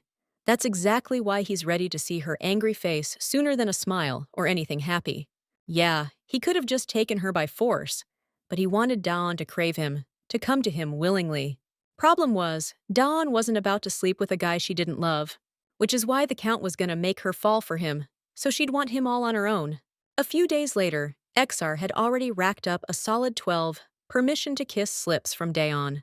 He planned on getting more, but he couldn't take it anymore, so he told Deon to scoot closer. The second she did, he wrapped his arms around her waist, pulling her close, feeling her warmth and wanting to be even closer. The key was to not break the kiss, so Exar, with a sly grin, warned her that each kiss was going to be a long one. And then his lips crashed down on hers. This time, Exar wasn't holding back, deepening the kiss right away and using his tongue, wanting to show her how much he desired her. Then his lips moved to Deon's ear, where he breathed softly and whispered sweet nothings, trying to spark something in her. She stopped him, reminding him that kissing was all he was allowed to do. Thing is, she never said he could only kiss her lips, so his lips moved to her neck, making her jolt from the sudden touch and the tenderness of it. Then he kissed her lips again, trying to get his fill of Deon, but it just wasn't happening, and his desire kept growing. His hand slowly crept towards her vest, unbuttoning a few of the top buttons. Soon she was without it. Deon's gaze tightened, and she looked at the Count suspiciously, unsure of what he was planning. The man leaned in and kissed her forehead. He wanted to touch her chest, but she stopped him, placing her hand over his. Deon reminded him, yet again, that kissing was the only thing he could do. The blonde knew that perfectly well, but his desires were stronger than ever, and he wasn't about to stop. So, out of nowhere, he slams the girl down on the table and starts kissing her stomach. He's licking around her belly button, right next to this little mole, sending shivers all over her. Then his hand starts creeping up her thighs, but Deon stops him cold. She doesn't want to go any further. The Count just smirks and tells her not to worry. He's not planning on pushing things too far. Deon's freaked out. She can't tell if Exar's being straight with her. She's usually so cool, but now she's a wreck. That's all the blonde's gonna do for tonight. He knows he gotta stop. He doesn't want Deon to hate his guts even more. When she looks like that, it gets to him. Deon's stunned when he leans in and gives her a quick peck on the forehead. The Count pulls back, and she just stares at him, still trying to wrap her head around what's happening between them. Exar's not a big fan of quick kisses, but he needs to take it slow so he doesn't scare her off. But suddenly, he got this intense urge to just bury himself in her, so he decided to give Deon's belly one last kiss for the night. He couldn't stop there, though, and before he knew it, His tongue trailed down to her knee, sending a jolt through her. Deon couldn't help the moan that escaped her lips as she felt his touch. Exar froze, staring at her, completely caught off guard. The slave girl instantly flushed crimson with embarrassment, covering her mouth and looking away, unable to meet his gaze. Exar felt the last of his self-control slipping away, and he loomed over her again, wanting to pick up where he left off. He cupped the back of her head and devoured her lips, overwhelmed by a surge of emotion and passion for her. Just then, someone barged into the room, shattering the intimate moment between them. Exar pulled away sharply and threw the blanket over her, shielding her from the intruder's view. Prince Zack explained that he'd knocked, but nobody had answered. Count Malhoot's gaze hardened, but he couldn't argue with His Highness. He coldly told the prince to get out. Zack asked if messing with women was okay, but greeting guests who traveled a long way was totally unacceptable. Without a word, Exar pointed to the problem in his pants. The prince got the picture right away and didn't bother the aristocrat anymore, so he left the room. Deon was about to leave too, but Exar stopped her, grabbing her wrist. He wanted to give her the remaining used passes. After doing that, he left the room himself, knowing he needed some time to think about everything that had happened. The horn blared the next morning. That meant everything was ready for the hunt, and the participants had to gather to kick things off in the wild.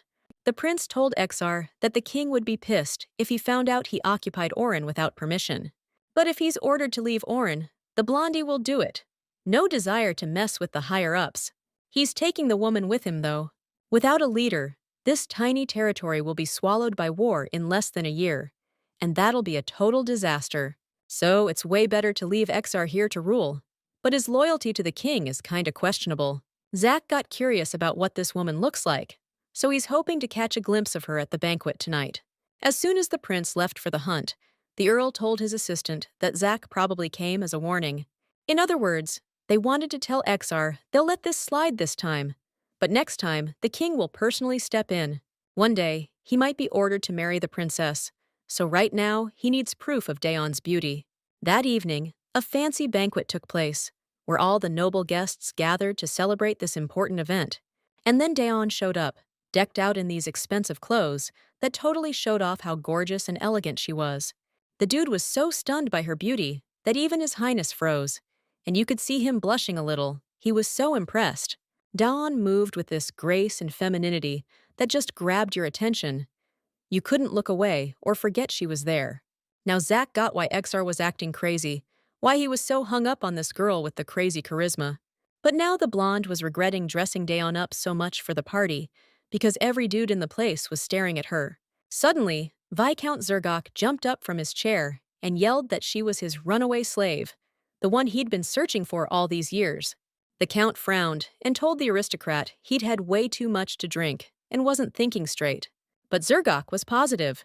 This was the same slave who had run away from him 7 years ago. According to the kingdom's laws, a slave is always the personal property of their owner until they're sold to someone else. This mysterious woman, the Viscount's slave, a servant can bring the contract right now, so everyone can see for themselves. Then, the smug bastard swaggered up to the beautiful woman and yanked her long hair, rough as hell. Exar shot up from his seat, fury blazing in his eyes, ready to straight-up murder this arrogant noble right then and there. But the prince stopped the count, quick, because if the Viscount was telling the truth, this woman belonged to him. The blonde snapped back, saying any contract, official or not, could be faked easy for personal gain. Zergok dramatically pulled off his fancy mask and pointed to the hideous burn scar that this chick gave him 7 years ago. It all clicked for Exar.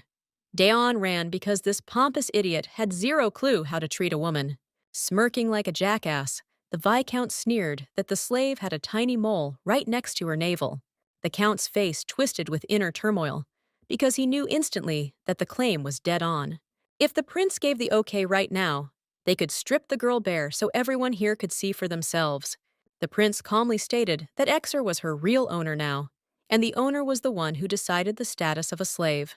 Exar snapped, asking if that arrogant Viscount really thought he could just do whatever he pleased. If that woman truly belonged to him, Exar demanded to know if the man was ready to bet his own life on it right then and there. A gleaming, unsheathed sword landed with a thud near the Viscount's feet, foreshadowing a swift, bloody end. But Zighook wasn't about to take on that unfair fight, so he yelled, "What's the point of contracts if his legal property can just be snatched away?" Exar wasn't going to put up with his pathetic act any longer, and strode purposefully toward the dumb idiot, ready to tear him apart. The prince sternly ordered the earl to stop immediately, as he absolutely did not approve of such duels in his presence. Zach's head started pounding because of the extremely tense situation, and he suggested they ask the cause of all this chaos herself. The Viscount exclaimed gleefully that he had yet another irrefutable proof. The woman is mute. She hadn't uttered a single word in 3 long years. Zighook had no idea that this smart girl was using her silence as a very clever and effective way to protect herself. Whatever drove Deon to be so silent must have been unbelievably awful. You could see the Count's jaw clenching as he imagined what that bastard might have done to her. But losing his cool right now wouldn't help, so he took a deep breath. If the Viscount was so sure his slave was mute, then he was dead wrong about her.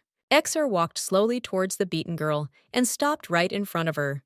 He knew that when Deon was cornered, she didn't trust anyone and just wanted to be left alone. The man gently touched the girl's beautiful face. To everyone's shock, Deon calmly confirmed that it was the truth. After the lavish formal dinner, the young girl went straight to her room and went back to her quiet sewing. Soon after, the Count himself paid her a visit. Truth was, he wanted to know what was up with this cocky Viscount. Exar wanted to get to the bottom of it. The second Deon started talking, all the Viscount's bullcrap arguments instantly went out the window. Then, the woman quietly revealed that she'd been sold to this awful guy when she was just a little kid. War broke out in her country. Her mom told her to run, so Deon hopped on a smuggler's ship, but it ran into a storm. When the girl washed ashore, she was grabbed by pirates and sold to this Viscount. At that tragic moment, the young heroine was barely 10 years old. As soon as this poor kid turned 13, she escaped and ran into Earl Dalberry himself in the woods. She was incredibly lucky that fate brought them together, 'cause you couldn't find a kinder nobleman in the whole kingdom. Exar was curious about why she'd fled her homeland all alone, but that question would have to wait. The young woman revealed that it was at that turning point that she completely shut down all her feelings and emotions. The Earl dropped to one knee in front of her. His gentle hand reached for the girl's beautiful face, but she desperately begged him not to awaken feelings she'd buried long ago. But Exar flat out refused, 'cause he was dying to get to know her better, so he saw no point in holding back. If the mysterious Deon wasn't constantly by his side, he just wouldn't be able to stay sane anymore. The man tenderly pulled the fragile girl close, then carefully covered her soft lips with his own. But Deon instantly broke off the unexpected kiss. If the great Earl doesn't want her to vanish from his life forever, he needs to strictly respect the boundaries she's set. The man smirked slyly, and completely out of the blue, asked her when her birthday was. Deon thought hard, but finally answered. She was born on November 27th. Exar stood up tall and firmly promised to remember that important date forever. Then, he tells her it's way too cold in this tiny room, so she can crash in the one next to his. But Deon politely turned down his super generous offer, saying she was perfectly fine where she was. So the guy decides to mention he's traveled all over and picked up tons of souvenirs, especially from the East. Suddenly, the young woman's eyes lit up, totally hooked and bursting with secret curiosity. Exar carefully reached out his strong hand and asked with a smile if he finally had her attention. The girl gently took his hand and quietly, but firmly, said yes. The guy promised to set up a whole museum just for her, but she had to sleep in the new room tonight. Deon finally caved, and together they casually headed towards the massive castle. Jafar reported that just like the boss figured, Viscount Zergok was snooping around Deon's room that evening. To keep fragile Deon totally safe, the Earl suggested immediately assigning her a personal night bodyguard. They had no clue what to expect from the Viscount, so playing it extra safe was the smartest move. Jafar was totally stunned when the Count unexpectedly nominated Runo as the top candidate. The loyal aide thought Rob was the better choice, but Exar considered him way too hot-headed. Calm Runo would be perfect for guarding Deon. The next evening, another fancy dinner party went down, filled with glitz and aristocratic chatter. Viscount Zergok was there too, happily downing what looked like his 5th mug of ale. Out of nowhere, Count Exar confidently approached him, holding out a fancy bottle of some unknown wine.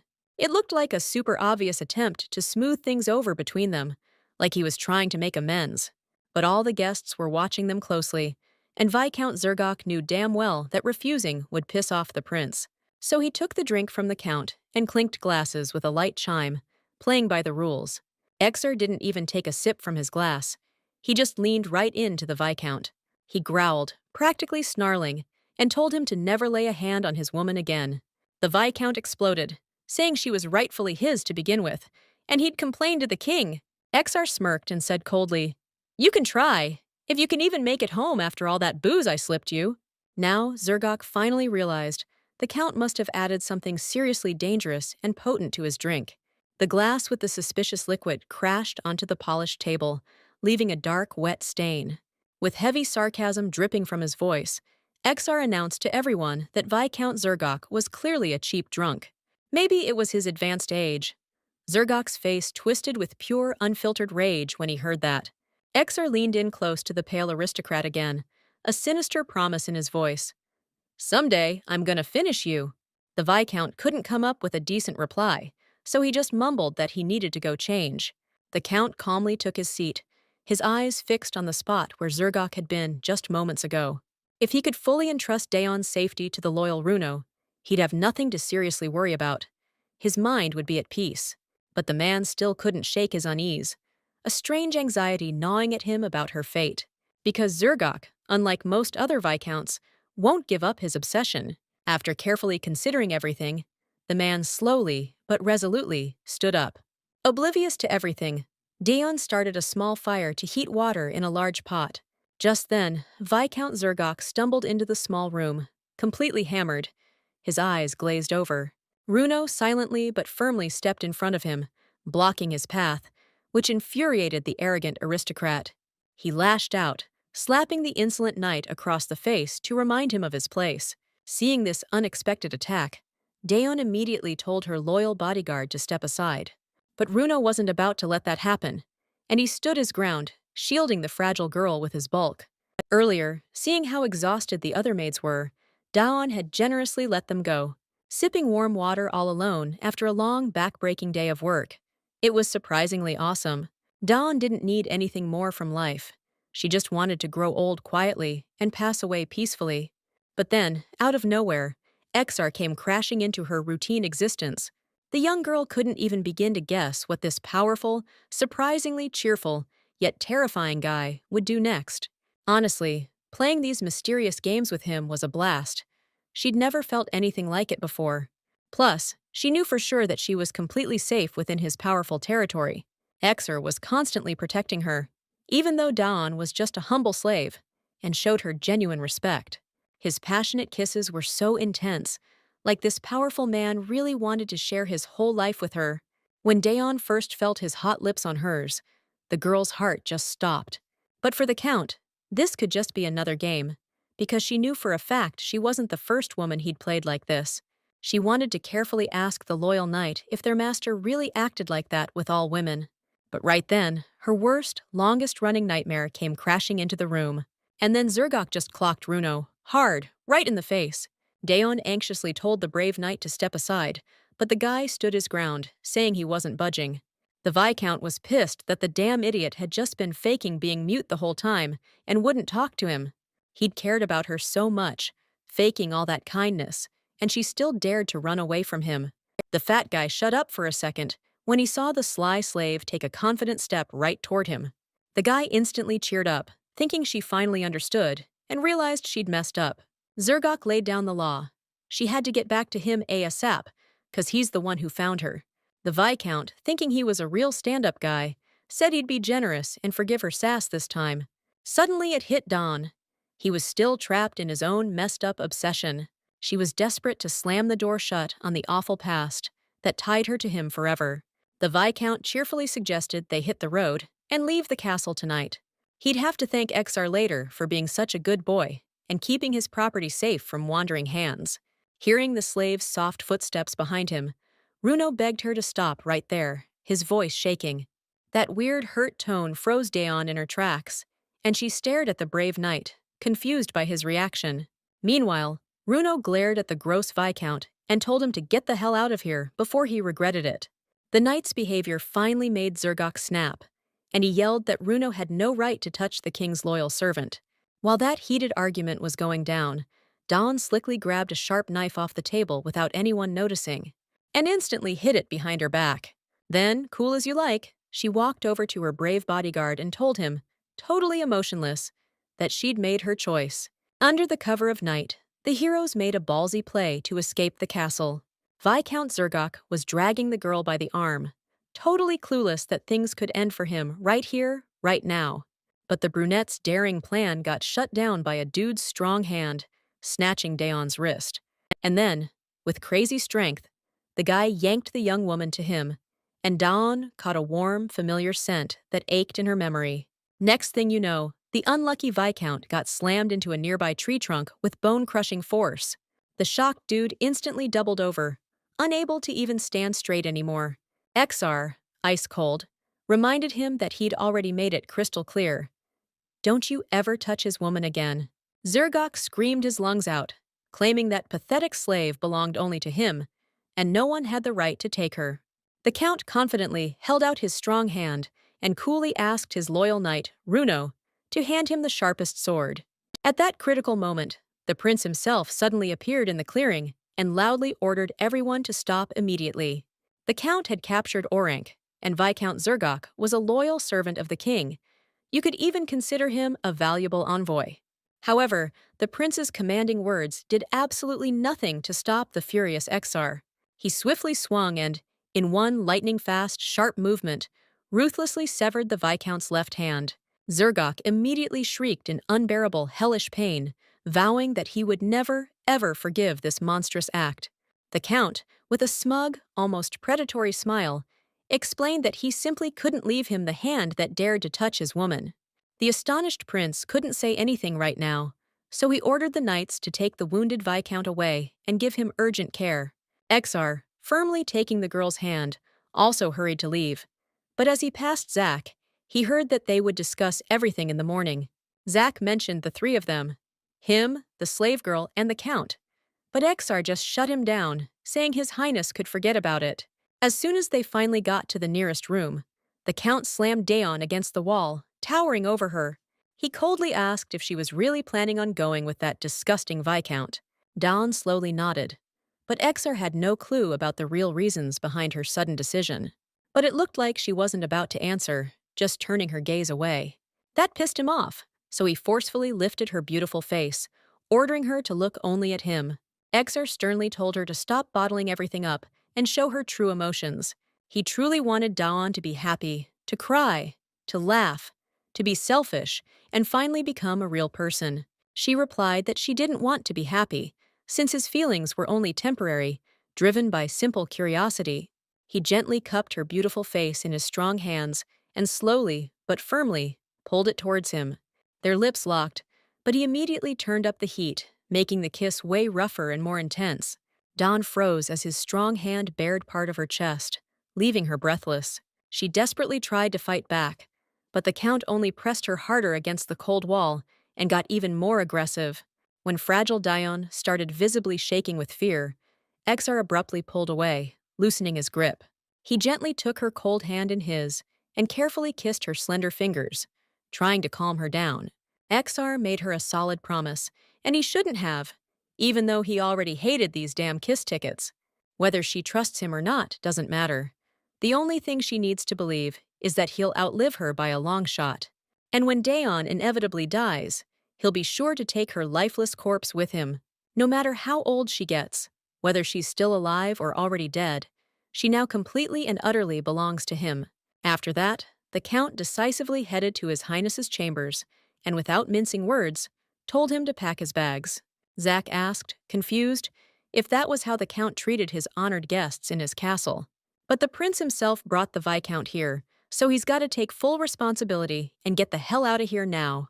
Ignoring his cocky words, Zack asked if she was all right. Can you believe it? The kingdom's first prince suddenly cares about a simple, insignificant slave. Zack said that he was much more worried about Exar, since that guy likes to take whatever he wants by force.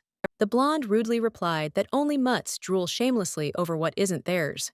The prince indignantly told the Count that the king himself had written him off long ago because of his filthy mouth. Exar confidently headed for the exit, tossing over his shoulder that they could meet tomorrow morning at exactly 7 o'clock. He'd give them 10 minutes. Surprisingly, the Count kept his word. The first prince arrived at the meeting place first, and soon Deon herself slowly approached him.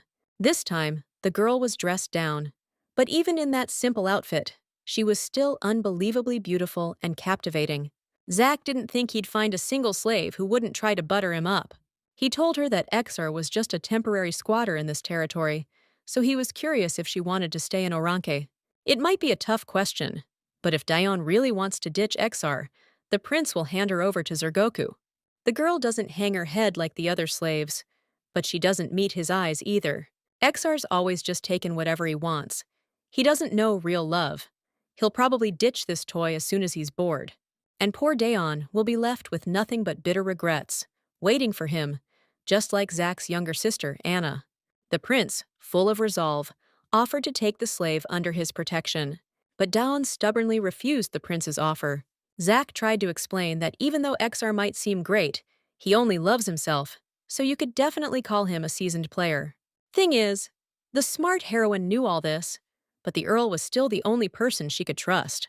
Zack asked, with a smirk, how she could even talk about trusting him like that. Deon calmly explained that he promised to retrieve her lifeless corpse. The first prince figured those weird words must have reminded her of her homeland or something. Just then, a distinct noise broke the silence nearby, interrupting their morning chat. It was Exar, who'd already brought the fancy carriage, and was now impatiently waiting for His Highness to leave. Zack didn't stick around, so the Earl wished him a smooth and safe journey. As he got into the carriage, the prince suddenly said that Anna was still stubbornly turning down all suitors, waiting only for Exar. The blonde just replied, without emotion, that she should get married already and stop this pointless waiting. There was even a worrying rumor going around that she was pregnant by the Earl. Zack's sister spiraled into a deep depression, even started losing weight fast, and Exar didn't even try to comfort her. But the blonde guy could swear on a stack of Bibles he didn't get under her skirt, 'cause he definitely doesn't need baggage in his life. Those cold words pissed off the first prince, and he grabbed Exar roughly by the collar. The pregnancy rumor even surprised the Count, and he was sure the prince only came because Anna asked him to. Thing is, even the king himself really wants Exar to marry the princess, 'cause that bastard's got serious clout. Still, if that happens, the blonde was certain the country wouldn't last a year under that kind of leadership. To which Zack replied, with a sly grin, that even the wildest beast can be tamed, if you know how. Exar's the perfect way to keep the rebellious nobles in check, and if we can tame him, the Count will be useful. The blonde tried to explain that the princess isn't defenseless, but Zack wouldn't listen and ordered the coachman to move out immediately. Truth is, the prince knew perfectly well that Anna has a nasty temper, but that's just 'cause she's still so young. Zack was feeling all kinds of weird thanks to that mysterious woman, the one who acted like nothing fazed her. Maybe she should just be handed over to Zergoku. When Exar walked in, he saw Deon checking out the stuff from the east, and she was getting more and more excited with each thing she looked at. He quickly slapped on one of the masks, and grinning, asked her if it even looked good on him. Without skipping a beat, Deon took the mask off his face and pointed out he was wearing it upside down, which made her laugh. Realizing what she'd done, the girl immediately apologized, flustered, and hurried to get out of the room. She'd barely touched the Count, but it was nowhere near enough for him. He was already craving even that small connection. No matter how much he held Deon, he desperately wanted to give her his entire body and soul, holding nothing back. Exar just had this insane urge to be around her all the time, to feel her presence. The man casually tossed the mask on the polished table and accidentally knocked off some weird, definitely ancient artifact. Seeing him, raw shock flashed across Deon's usually stone-cold face. Turns out, she knew that little trinket well. A loving mom always makes one for her daughter when she gets married. Exar offered to take it as a birthday gift for himself. A light blush instantly crept onto Deon's soft cheeks. She promised to cherish the precious gift with the utmost care. The Count had never seen her so genuinely happy. Usually, more expensive things are what get people going. The man sat down on the boxes and unexpectedly vowed to the brunette that he'd never make her feel bad. No matter how much his blood was pumping, Exar was dead set that he shouldn't have been so rough with her back then. The real reason Deon doesn't push him away is probably just because she's terrified of him. Exar solemnly promised that from that moment on, he wouldn't touch her again without her explicit consent, and he'd try his best to maintain the necessary distance she so desperately wanted between them. Dawn just nodded, and the blondie told her he had to jet off to Galeon for a couple of days, so he asked her to pack his bags. They wouldn't be seeing each other for a while, but he'd be thinking about her the whole time. Light snow started falling outside, but Dawn just sat there, leaning against the cold wall, like she was waiting for something or someone. Jafar spotted her all alone as he walked by and decided to carefully approach her to see what was up. He greeted her politely and immediately noticed the cuts on her hands. Jafar knew Deon had been assigned some tough work. He asked, sounding worried, if she really needed to work so hard, especially since the master was head over heels for her. She calmly replied that even if the Count lost interest in her, she'd still have to grind. So there's absolutely no point in quitting her job, not even for some fleeting romance. Her unexpected decision was actually pretty smart and practical. After talking to her, Jafar realized she'd never be able to live a normal life. Out of the blue, Deon asked when he'd be back, her eyes just full of hope. Exar's secretary frowned, totally clueless what this weird girl was thinking. The guy calmly said that her master probably wasn't coming back to this castle. He loves to travel, and now that things in Orn have finally calmed down, he's got no reason to stay. The Count's a total Casanova. Wherever he goes, he's always surrounded by beautiful women. Come to think of it, Deon probably doesn't feel like her life's in danger anymore, so she's not thinking about escaping. That's why she lived here for 7 years. She only ran from that nasty Viscount Zergok because he kept abusing her. But these were just Jafar's own thoughts, because he didn't have much solid reason to trust her. Right then, at that tense moment, a knight ran up to the Count's advisor, scared out of his mind, his face white as a sheet, and, completely winded, he blurted out that something terrible had happened to his lord. Rob was standing in the hallway, never leaving Exar's side when escorting him, and he looked absolutely furious. Exar himself was lying lifeless in bed, unconscious, his mouth bloody. And that was a seriously bad sign. Just hours before, the Count had been riding hard through the thick forest when a massive snowstorm suddenly hit. Exar had this terrible feeling the whole time, so they needed to get out of that dangerous forest ASAP. Out of nowhere, an arrow slammed into the guy, and he lost his balance, tumbling hard out of his saddle. Rob immediately pulled up and rushed over to his master. Then, at that exact moment, 3 more sharp arrows came screaming at them, aimed right on target. The knight instantly drew his sword and took care of the sudden threat, protecting himself and the Count. Exar was totally shocked. He'd never been shot at with arrows in his entire life.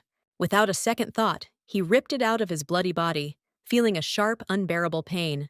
That treacherous arrow was almost definitely tipped with some seriously potent poison. 3 archers emerged from the woods, so Exar ordered Rob to take care of them ASAP, but leave one alive. The Earl's gut feeling was right on the money. Exar cursed inwardly as the powerful poison began to spread rapidly through his system. After dealing with all the cocky mercenaries, Rob immediately rushed to his master, trying to help him. Barely audible, fighting through the pain, Exar asked if they managed to capture any of the attackers alive. The knight apologized because the last mercenary killed himself, so the Earl asked him to take 1 corpse for investigation. Rob carefully helped his master onto the horse, and at that very moment, Exar felt himself gradually losing consciousness. Even if he regrets it later, he'd really love to see Dawn smile brightly. While the new Earl teeters on the very edge of life and death, an incredibly tense and anxious atmosphere grips the castle. Galeon, his home turf, has way more problems than Orank, which we just grabbed and got under control. If word gets out that our Lord's life is on the line, all his enemies will come crawling out of the woodwork. First, we gotta ship armed soldiers to Galeon ASAP and leave the rest here to lock down Orank. Things were super shaky when our Lord first strong-armed this place. No way around it. People could revolt. Order the servants to keep their traps shut and act like nothing's happened. Jafar was working on the report when he jumped at the sound of a familiar voice. Exar grumbled that his whole body was burning and his head was pounding. Jafar didn't let on. He was happy his lord was awake. He just said they hadn't found who was behind the attack. Exar shot back sarcastically, asking if they're planning a funeral or just pretending he didn't make it. But if they do, Princess Anna will be the first one through the door. The Count sighed heavily, suggesting they make a stop at the funeral. Even the fearless master is doing everything he can to avoid Princess Anna. Exar figured the enemy must be sweating bullets, wondering if he's still alive. If any invitations show up, Exar wants you to say he's swamped and can't make it. Jafar nodded, letting him know he'd go in that case. Right near the exit, the advisor reported that she's clammed up. Deon hasn't said a single word in the 4 days since the master passed out. A faint smile crept across Exar's face. For Deon's birthday, the Count wants to gift her some herbs for a sachet, so he asked to find out what she'd like. If she doesn't answer, the assistant can bring her here so Exar can figure it out himself. Stepping out of the master's room, Jafar noticed Deon nearby. In all the chaos of getting the Count back to the castle unconscious, Jafar saw fear on the brunette's face. She was so worried she was afraid to get close and take care of him, knowing she's a foreigner. Looking at it that way, she's a calm and practical woman. Deon didn't know when the master would return, so she just sat and waited for him that day. And she kept waiting for him in this freezing hallway, even though her legs were killing her. Deon probably isn't even paying attention to the pain, because all her focus is on the master. Even though she was so anxious, she kept waiting. Someone like Deon would stay loyal and by his side, even if her husband was captured by enemies or taken hostage. And that's exactly what the master wanted in his ideal wife. Jafar said the boss wanted to know which herbs to get her for her birthday, but he'd rather she told him herself. Deon went into Exar's room and stayed there until evening. Then, later that night, she said she really wanted rosemary. A few long weeks passed, and Exar finally got his strength back. Seeing Deon sitting on the cold steps outside, the kind guy rushed over and gave her his warm cloak. The brunette jumped a little, surprised to suddenly feel something so soft and warm on her delicate shoulders. Exar slowly sat down right next to her and guessed that there'd be a ton of snow this winter. The whole vibe between the main characters has changed a lot. Deon's totally different now. The guy figured that just the fact he almost died was enough to cause such a big shift. Looks like Deon's slowly starting to open up her hidden heart and trust him a little more. This feeling started out as pure curiosity, but now Exar was all in on winning her heart. He'd never felt anything this deep before. Exar desperately wanted to be the only guy Deon would let get this close. He told her she'd been too quiet lately, and guessed it was because of what happened. Her mind might be stuck on the war, but her body's here, so she needs to remember there are people who'll keep her warm. Exar really wanted her to remember that good feeling, that warmth he was ready to give her. Taking Deon's hands, the blonde guy pulled them to him and kissed them. The young, fragile girl said the war was the least of her worries right now, compared to other important things. Suddenly, and really thoughtfully, the Count asked her what kind of country she dreamed of building for future generations. Deon calmly replied that it absolutely had to be a world for everyone, where kids can smile and adults never have to grieve. A place where everyone can live with dignity, free from suffering or pointless worries. Exar smirked slightly and immediately offered to build that beautiful and kind country together, hand in hand. Every young kid, hell, every adult deserves pure, unadulterated happiness. Deon's bold idea is a direct challenge to the whole system because she wants to completely dismantle the aristocratic families. Simply put, it's a full-blown revolt, because from the privileged perspective, there's no difference between a commoner and a slave. Galeon is a huge, bustling port where merchants from all over the world dock. You can find absolutely anything there. The young heroine replied anxiously that this could be very dangerous. Exar leaned in gently and asked her, ever so carefully, to tell him what he should do to survive this boring winter ahead. There was no answer, so the man slowly sat down, leaned on his strong knees, and declared that he needed to think things through, seriously. Even if you completely change the world around you, people themselves will never truly change within it. Because humans are just naturally stubborn animals, you know? Not many people just roll with life changes that easily, but maybe we can try changing people themselves directly. Then, once they've changed, they'll definitely change the whole world around them too. In other words, they need to create some kind of special place where they can effectively change people's minds. But first, they absolutely got to figure out how to survive the coming cold winter. So, out of nowhere, both guys decided to start by building a huge, funny-looking snowman. Before long, the goofy snow creation was totally finished. Jafar, his trusted guy, slowly approached the young men, ready to have a serious talk with his high-ranking lord. As soon as Deon left, the loyal assistant revealed that they'd gotten an official rejection of their invitation. A real bummer. Exar figured all along that Viscount Zergok would refuse to meet with him. That arrogant Viscount disrespected them big time, especially when the heroes were just trying to give a sincere apology. Smirking, Exar ordered his secretary to pack everything they needed. Pronto. Because they were leaving right now. Jeopard was stunned by this sudden decision, especially since his lord was injured and had just gotten out of bed. He definitely shouldn't be going on such a long and tiring trip. Plus, there'll be booze at the banquet, and he'll have to sit there forever. But Zergok's probably thinking the same thing, and he's probably also thinking the Earl's just lying around, slowly dying from the poison. The assistant politely reminded his lord that he didn't actually have any solid proof at the moment. But Exar was absolutely going to find all the proof he needed when he looked that bastard right in the face. Soon, a couple of brave cavalrymen and strong knights, along with the noble Earl Malhoot, quickly arrived at the Viscount's estate. Exar, wearing a wide, triumphant grin, shouted loudly for Zergok to open the gates immediately. Before long, the Viscount unexpectedly appeared at the massive front gate with his two vicious hounds. You could read the guy's deep annoyance and total confusion all over his pale face. Exar casually started up the stairs, slyly asking if dogs were running the show in this castle now. The Viscount, totally outraged, demanded to know exactly what Count Exar was implying. The furious dogs started growling menacingly, making their hostility towards the uninvited guest crystal clear. The blonde just gave them a cold stare, not showing a damn thing. The scared hounds immediately shut up, tucked their tails, and obediently lowered their heads, acknowledging dominance. Exar explained that usually the host comes out to greet guests, but he was unexpectedly met by dogs instead. The blonde confidently stood right in front of the Viscount, openly displaying his undeniable superiority over him. The guy said sarcastically to Zergok that he looked like he'd just seen a freaking ghost. The Viscount, forcing a fake smile, replied that he just wasn't expecting the Count to show up uninvited. Leaning in close to Zergok's ear, Exar said quietly but firmly that he didn't need an invitation. And the Viscount definitely wouldn't be kicking him out now. The Earl breezed past the aristocrat, throwing his arm up, and shouted that they were gonna have a blast tonight.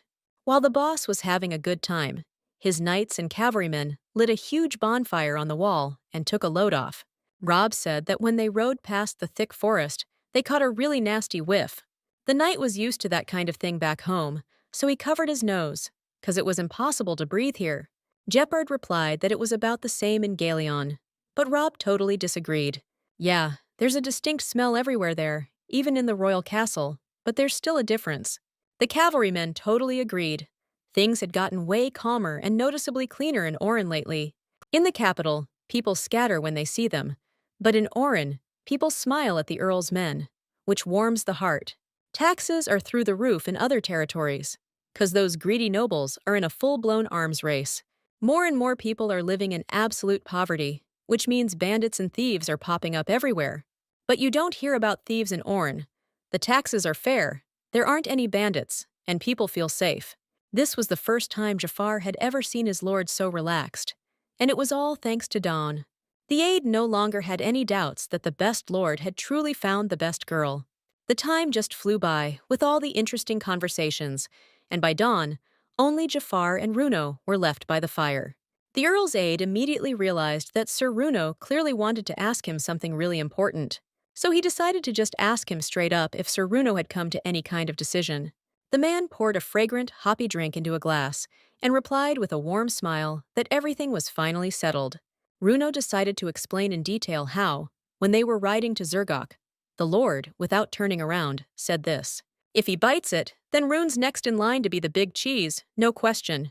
The knight was totally blindsided by that crazy declaration. When he said that, Rune started thinking maybe he shouldn't doubt the lady his lord picked.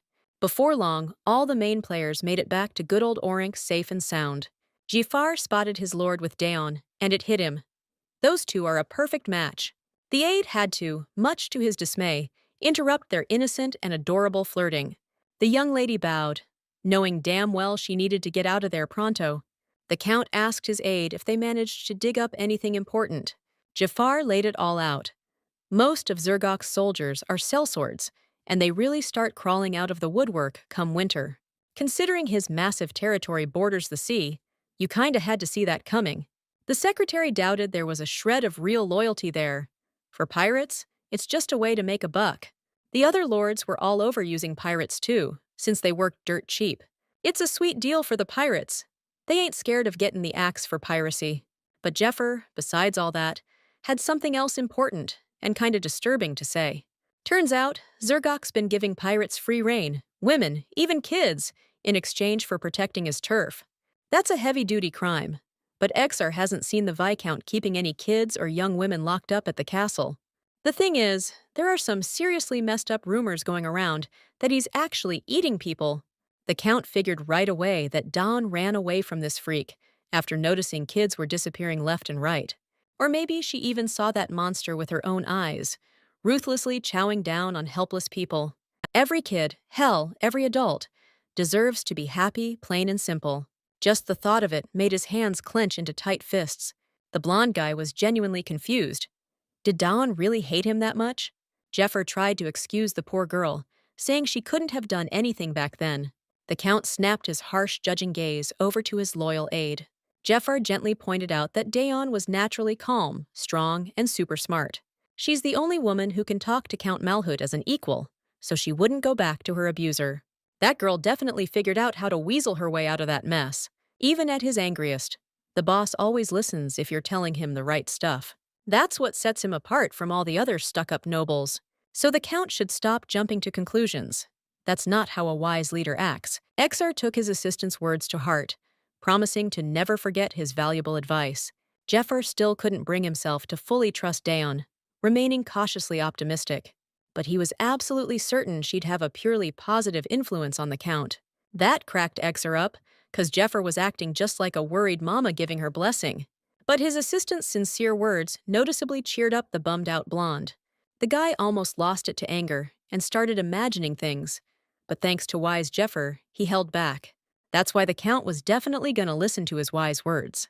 With that, Exar slowly headed back towards the castle. Just by looking at the guy, you could tell he was having a rough time too, which made Jeffer worry about him constantly. He lowered his head slowly, respectfully watching the imposing figure of the Lord disappear into the distance. Meanwhile, deep within the damp and gloomy dungeon of the serene Viscount Zergok's ancient castle, the aristocrat clenched the mangled, freshly severed hand in his fist and cursed through gritted teeth. The Viscount was sure that lowlife would kick the bucket, 'cause the mercenaries said they hit Exar with poison arrows. But then, against all odds and expectations, he looked totally healthy and full of energy. Exar was carelessly chowing down on good food, guzzling wine, and even having a blast, not feeling a damn thing. The Earl and his insatiable knights devoured all the food that was supposed to last through the long, harsh winter. And they even had the nerve to make the Viscount apologize in public, even though it was Exar who took his favorite slave. So that disgusting jerk is gonna pay, brutally and in full, for all his vile deeds. Right now, Viscount Zergok only has one single, surefire way to calm his raging fury. He walked into the huge room, where tons of metal cages hung from the high ceiling. The Viscount was dying to hear the helpless kid scream her lungs out and beg him not to kill her. Deon was definitely one of the rarest and best pieces in his whole sick collection. She managed to escape from him on a ridiculously snowy and freezing cold day like today.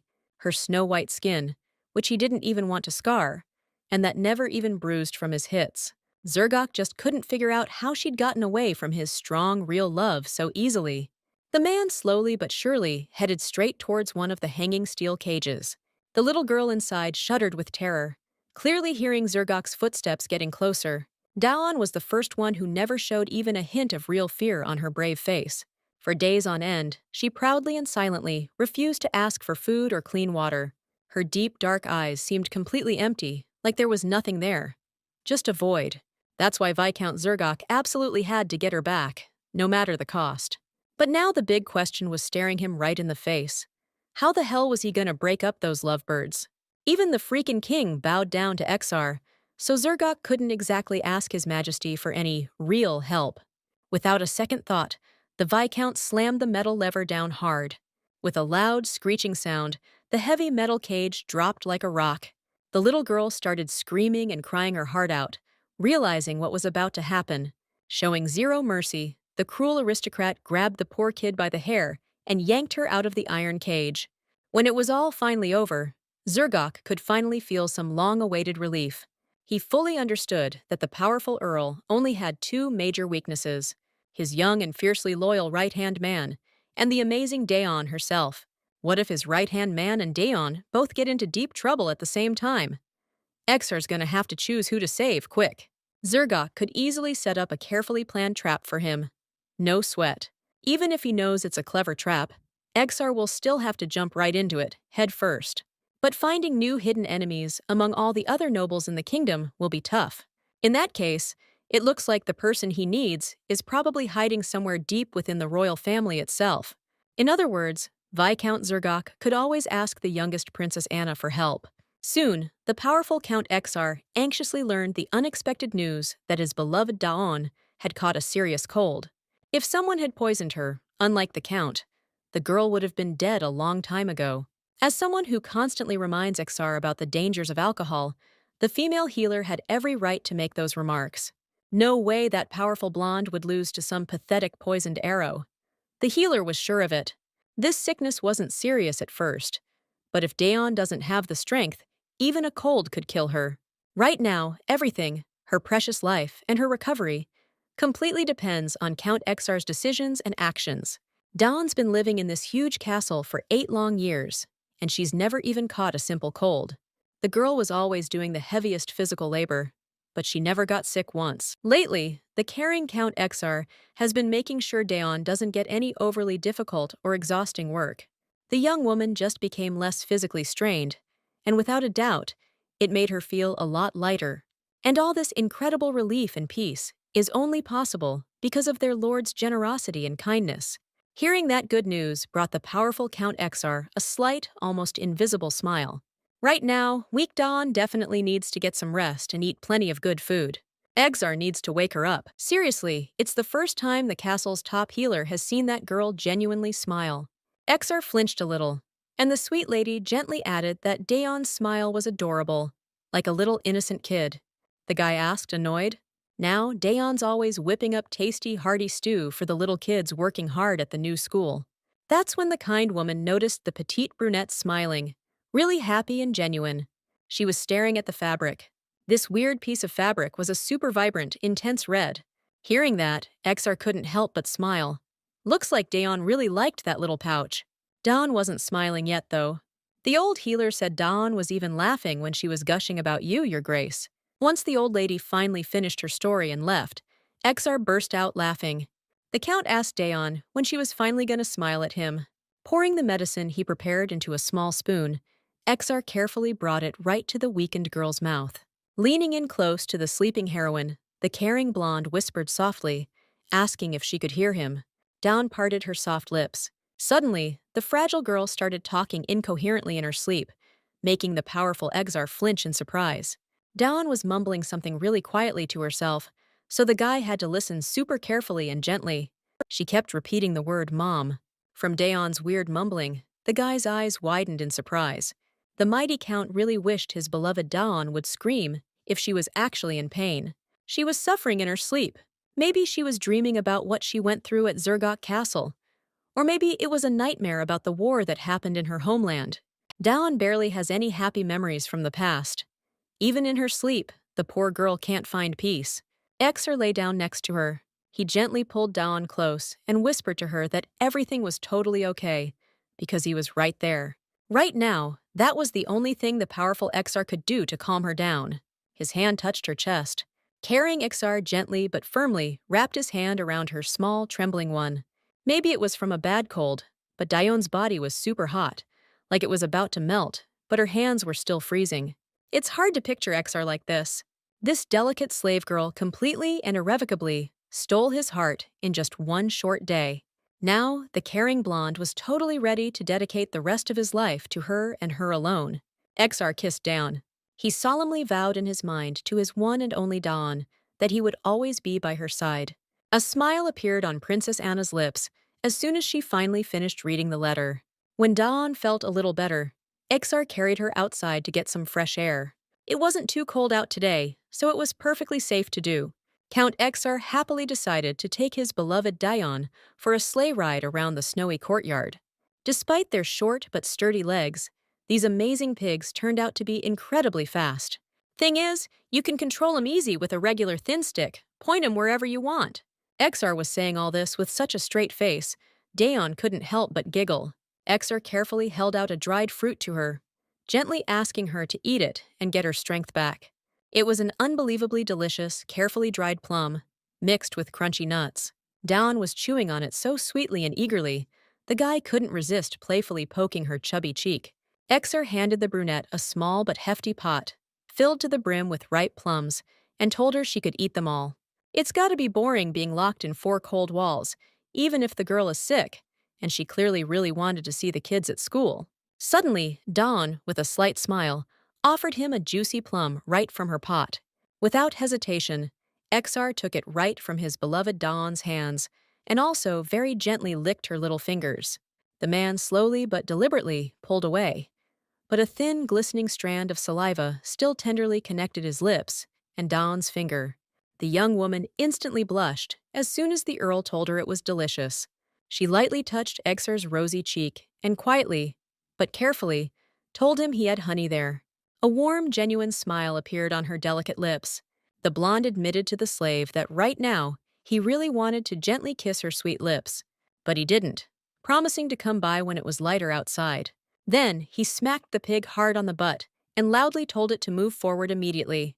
The animals instantly took off, rapidly pulling the sled with Dawn sitting on it. After that, Exar, with a smile on his face, headed straight to his private office. You could see with the naked eye how he was practically glowing with happiness. Meanwhile, poor Jafar has to deal with a huge stack of papers alone, while that happy idiot is frolicking around. He handed the guy an urgent letter. It came straight from the royal family, which was super weird. The Earl unfolded it like he didn't care, and slowly started reading, taking it all in. Turns out, it's bad news from Princess Anna. She's planning a trip to Orank. Her Highness wants to stay till next summer, but she's definitely sticking around until spring. Exar figured Prince Zack couldn't keep his mouth shut. Total blabbermouth. The Earl told his assistant to get him a clean quill and fresh ink, pronto. He immediately started writing an angry reply, telling the princess straight up that a single woman can't just do that. Jeffrey, all worked up, asked his boss if he was seriously going to write that. But the Earl already did it, before the assistant could even blink. So now the aide just needs to get him sent where he's supposed to go, as soon as possible. The boss's order was absolute, so Jepper had to comply and bail out of the Count's office. If Princess Anna shows up in Orank, we're gonna have a major problem. She's definitely not coming alone. She'll have maids and the royal guard with her. But the real issue is what might spark between Deon and Princess Anna. Still, the biggest, most unpredictable problem is how the boss himself will act. Dawn and the boss get along fine. But if Anna wedges herself in there, all hell's gonna break loose. The boss is gonna be super worried about Deon and hovering around her, drawing attention. When Princess Anna sees that, she's gonna be absolutely furious at such obvious affection. And if Viscount Zergok finds out about it, that's the worst, most dangerous scenario. Only Deon can influence this.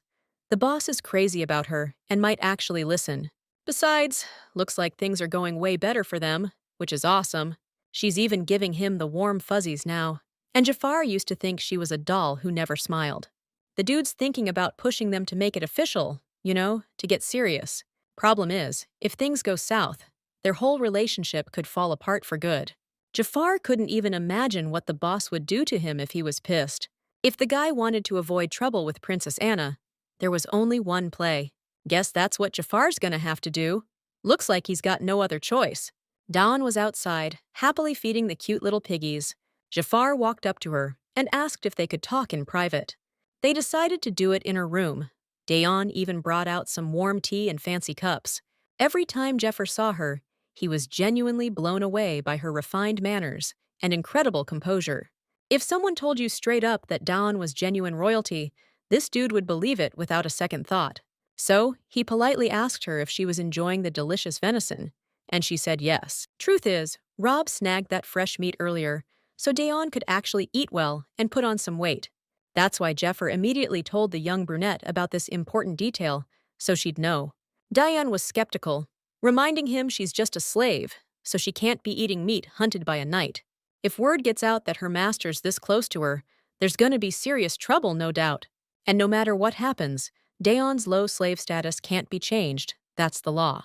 Jeffer told her wild stories about maids who earned the king's favor and became noble ladies. Only thing is, Deon isn't a maid, unless they can find a way to bend the rules and change her status. Okay, right now, this young brunette is spitting straight facts, making perfect sense. Plus, the boss has a ton of enemies, and she totally gets what could go down in the future. A horrifying thought just hit Jafar, and he stammered, asking if she even hated the boss. The girl shot back, straight up, saying he's definitely a good and noble lord. But that's totally not what the dude was getting at when he asked Deon that question. He was honestly wondering if the noble Count Exar was Deon's type, like as a guy. The young woman politely asked him to spell out exactly what he was trying to say. Jafar decided to be blunt. He just wants Deon and the Count to get a little closer. The brunette gave him a skeptical look, asking if she wasn't always a pain in his ass before. Yeah, that was true before, but now Jafar wants to smooth things over between them. So, the guy told Deon not to hold back and dig into whatever Rob caught, and she nodded. Jafar was clueless about what she was thinking. He couldn't read her mind like he could the Count's. For him and the 5 knights, the easiest way to protect the Count was if Deon stayed close, because if things got hairy, the Count would definitely rush to Deon's rescue, even if it meant risking his own neck. Deon cut straight to the chase and asked him what he really wanted. No doubt about it, this young woman was seriously smart and perceptive. Jafar asked the beautiful brunette to genuinely fall in love with the noble Count. He was suggesting it to Deon because he honestly thought it was something she could actually do. But of course, you can't just order someone's heart to fall in love, you know?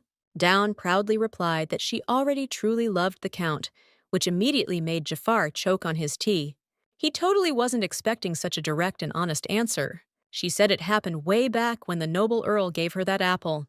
He could be scary and selfish sometimes, but his eyes always looked kind and gentle. She'd been working all day with no food, and he gave her tasty food and an apple. She'd never felt kindness like that before. And after that, Deon wasn't so scared anymore. But she just couldn't figure out how someone like him could fall for someone like her. Hearing that honest confession, Jeopard gave her a warm and understanding smile. Falling in love? It's a super weird and unpredictable feeling. The master's been through a lot, too. Suffered hardships in this tough life. Deon built an ice wall around herself to deal with stress, but now it's slowly melting because of one person. Jeffer honestly believed their relationship should level up, get more serious. If they just stay like this half-assed relationship could end before it even really starts. Watching someone you love fall for someone else? That's brutal, and I wouldn't wish that on anyone. If Deon doesn't confess her feelings, she's gonna seriously regret it later. Thing is, the young woman genuinely thought she didn't deserve that kind of happiness. A lot of people get strong by cutting off all attachments and emotions, but in Deon's case, there's another reason she acts like that. She lives like she's trying to atone for something. Jeffer, grinning ear to ear, said he really wants her to live a long and happy life with the master. Deon gave him a slight smile and nodded in agreement. All of a sudden, the guy remembered something super important and useful for her. If she goes to the city with the boss, she can buy whatever she wants, even lace and makeup, which girls love so much. Jeffer got up from the table, bowed his head, and said he hoped they could finally get along. His lower lip jutted out a little, and the guy was impatiently waiting for her answer. Deon smiled warmly at him and looked kindly at her sweetheart's assistant. Looks like she accepted his sincere and heartfelt request. Sitting down, she smiled at him, acting like a real wife would toward her husband's loyal servant. Heading back to his room, Jeffer threw his fist in the air, celebrating his little victory. Exar was surprised when his door slowly and silently opened. He asked Deon, who had just walked in, why she was visiting him so late at night. The guy immediately figured she just couldn't sleep, and that's why she came to him. Deon didn't say anything. She was too embarrassed, so she just looked down. Exar gently reached out his hand and asked her to come closer. The young woman timidly explained that she was just really cold in her room. The man grinned and replied he'd already put out the fire in the fireplace, so she could climb into bed with him. The heroine was still unsure, until the Count suddenly made a scissors gesture with his fingers. Turns out, She'd been holding her hands in fists the whole time, which meant she'd won and could take 3 steps. Deon hesitantly did so, not knowing what to expect next. The man playfully suggested playing again to keep the fun going. The young woman used paper, and the man supposedly switched to rock at the last second, losing again. Now Deon could take a whole 5 steps, getting closer to the bed. The brunette hesitantly made her way toward the bed, feeling self-conscious. Exar's gaze intensified as he intently watched the young woman. In this light, her slender figure was clearly visible through the thin nightgown. Deon stopped right in front of the bed, hesitant to come any closer. Exar fluffed the pillows next to him, doing his best to make Deon comfortable. He was inviting her to join him, since it's way better to sleep together in this freezing weather. She nodded and shyly sat down on the bed, trying not to draw attention to herself. The man wrapped his arm around her, pulling her close, and carefully covered her with a blanket. Noticing Deon's tension, he decided to tickle her to cheer her up. They both burst out laughing, filling the room with joy. Their laughter was so loud, she didn't even notice Exar had laid her down on her back. He was clearly having a blast, so he gently ruffled her hair. Deon glared at the Count, so he decided to give her a chance to get even, then tilted his head. Except he totally wasn't expecting her to gently touch his hair. He closed his eyes, completely melting into this sweet moment of tenderness. Deon wasn't comfortable touching, or even just brushing against everyone, but she wanted to touch Exar again and again, feeling his warmth. Because the guy was super warm and soft, like a big old cloud. As soon as Deon pulled her hand away, Exar smiled smugly and leaned in close. He gently took a thin strand of her hair and suggested she get some sleep. Then he laid down and pulled her close, right against his broad chest. Exar's scent was intoxicating, and Deon felt herself relax, her eyelids getting heavy. Exar whispered softly in her ear how awesome it would be to always sleep together like this. If Deon wasn't there with him like this one day, he was scared to even think about what might happen to him. She lifted her head and looked straight into the Count's eyes, which were filled with tenderness. He immediately gave her a gentle smile back. He hugged Deon tight and told her to sleep, because he was totally exhausted too. She snuggled into his chest and slowly closed her eyes, drifting off to sleep. And just like that, a few long but really important hours slipped away. The young, delicate girl slowly opened her beautiful eyes, gradually waking up from a really deep sleep. She carefully lifted her head, noticing Exar was still sleeping soundly right next to her. It was the first time Deon had gotten such a good, truly deep sleep since she left her distant homeland. And it was definitely the first time Deon had slept so peacefully and soundly, with him in a warm, secure embrace. Looking at the fancy flowers and jewels, she felt nothing, but looking at his face, she saw true beauty. Exar slowly, gradually opened his gorgeous eyes, blinking a little from the bright morning light. He gently poked Deon's cute little nose, and with a warm smile, said it was their first time sleeping together. Deon carefully sat up, fully intending to quietly slip out of the Earl's cozy room. But he quickly stopped her, grabbing her slender arm suddenly and tightly, preventing her from leaving. The young woman politely explained that she still had important work to do, but he asked her to rest a little longer. But Deon firmly replied that she'd already rested for way too long. But the guy still wanted her to chill a bit longer, get her strength back. She promised him she'd only be gone for a second and slipped right out of his grip. As soon as Deon left the Count's fancy room, her face went bright red. She went to him yesterday, but it took way more guts than she ever imagined. Guess it's still too soon for her to be making moves like that. Deon went out into the courtyard, where a new day was starting. Weird. The sun's not even up yet, and they're already hauling stuff around. From eavesdropping, Deon figured out the princess was coming soon, since they had so much luggage. They had a ton of work to do, building a place for the knights to stay, plus a storage shed. Those scumbag knights might trash the village again. Last time the princess came, it was a nightmare. Orink Castle was tiny, and they sent a couple guys to the village for booze and broads, raising hell like always. If the princess is rolling up solo, she's probably going to be alone with the boss, right? Or maybe she's got more on her mind than just a visit, like an engagement. That changes everything. Just then, the knights spotted Deon, who'd been standing behind the wall the whole time, watching them. Princess Anna's coming? Okay, now the brunette gets why Jeffer wanted her to get close to the Count. Figures, right? A noble dude who took Orank single-handed. Even that Viscount Zergok couldn't touch him. The king didn't do jack, probably because of the potential marriage with Princess Anna, didn't want any beef. Dawn was sure Exar wanted to marry her too. The count's an ambitious guy after all. He needs it to achieve his big dream and hit those goals he's set for himself. The princess opens up a ton of opportunities, and Deon's still just a regular slave. That brunette knew it from the jump. There's no room for a serious relationship with a slave. The young woman headed to the newly opened kinda low-key museum.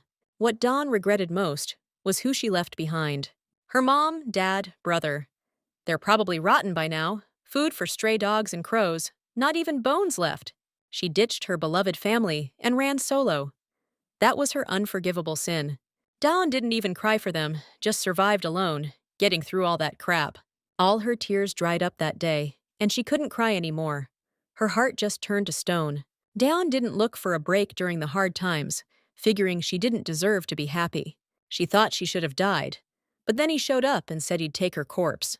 "Chill, take a break, smile," he told her.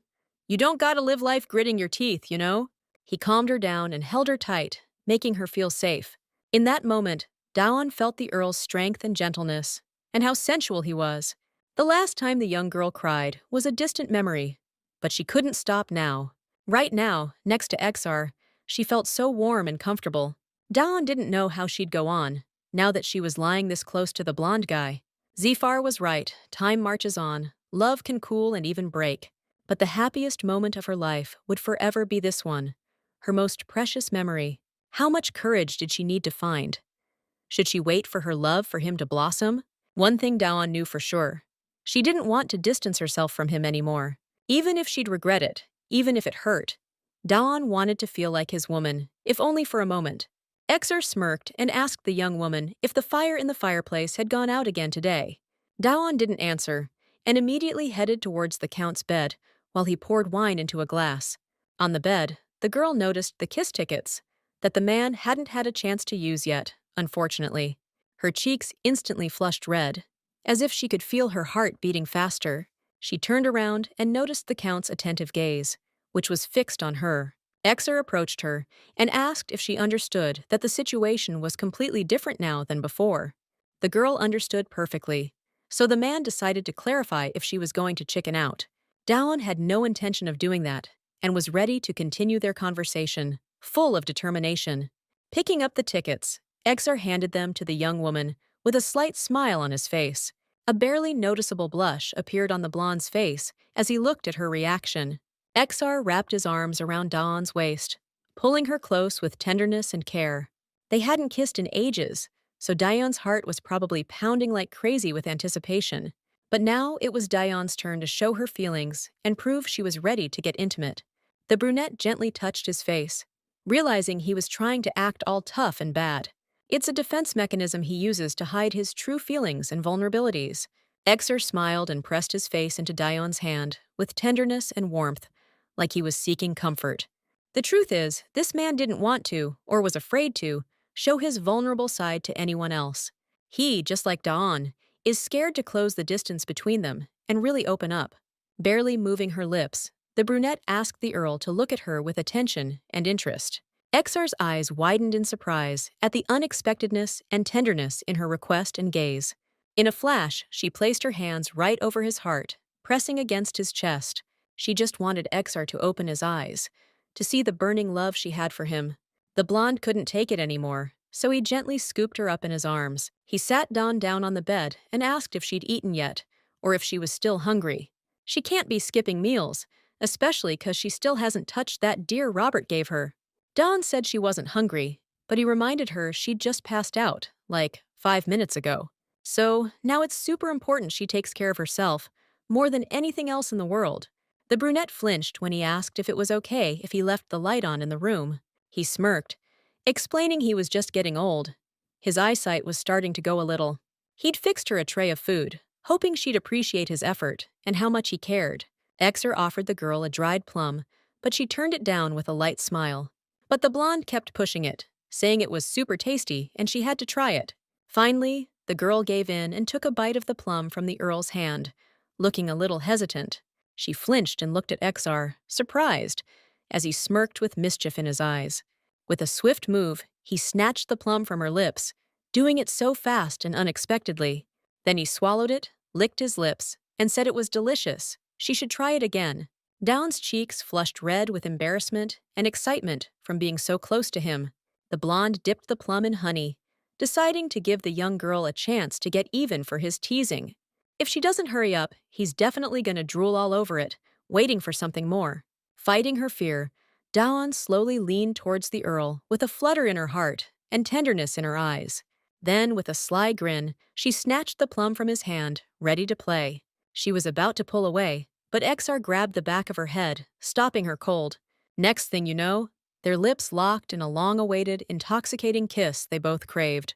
When they were gasping for air, he pulled back, gently but firmly. With a wicked grin, he purred, asking the stunned girl if that wasn't the sweetest, tastiest thing ever. Then, he casually grabbed a couple of ripe, juicy plums from the fancy-looking platter. He carefully, gently slid one of the bright red, juicy plums right into Dawn's parted lips. Every single calculated move he made was agonizingly slow, savoring the moment. Exar then, accidentally, totally nonchalantly, dropped the second ripe, delicious plum. Thanks to this carefully planned accident, the big, juicy plum landed perfectly, right under Deon's flimsy dress.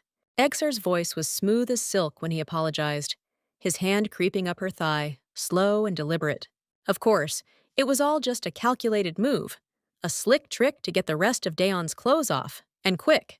But the young, beautiful heroine didn't put up a fight against his aggressive moves.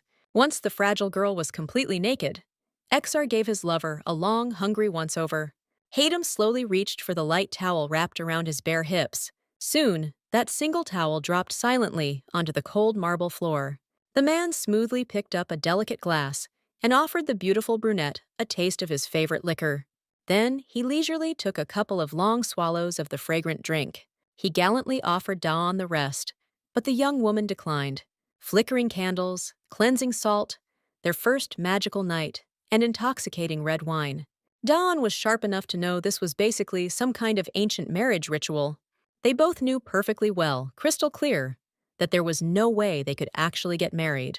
But Exar just couldn't bring himself to totally shut down this amazing girl.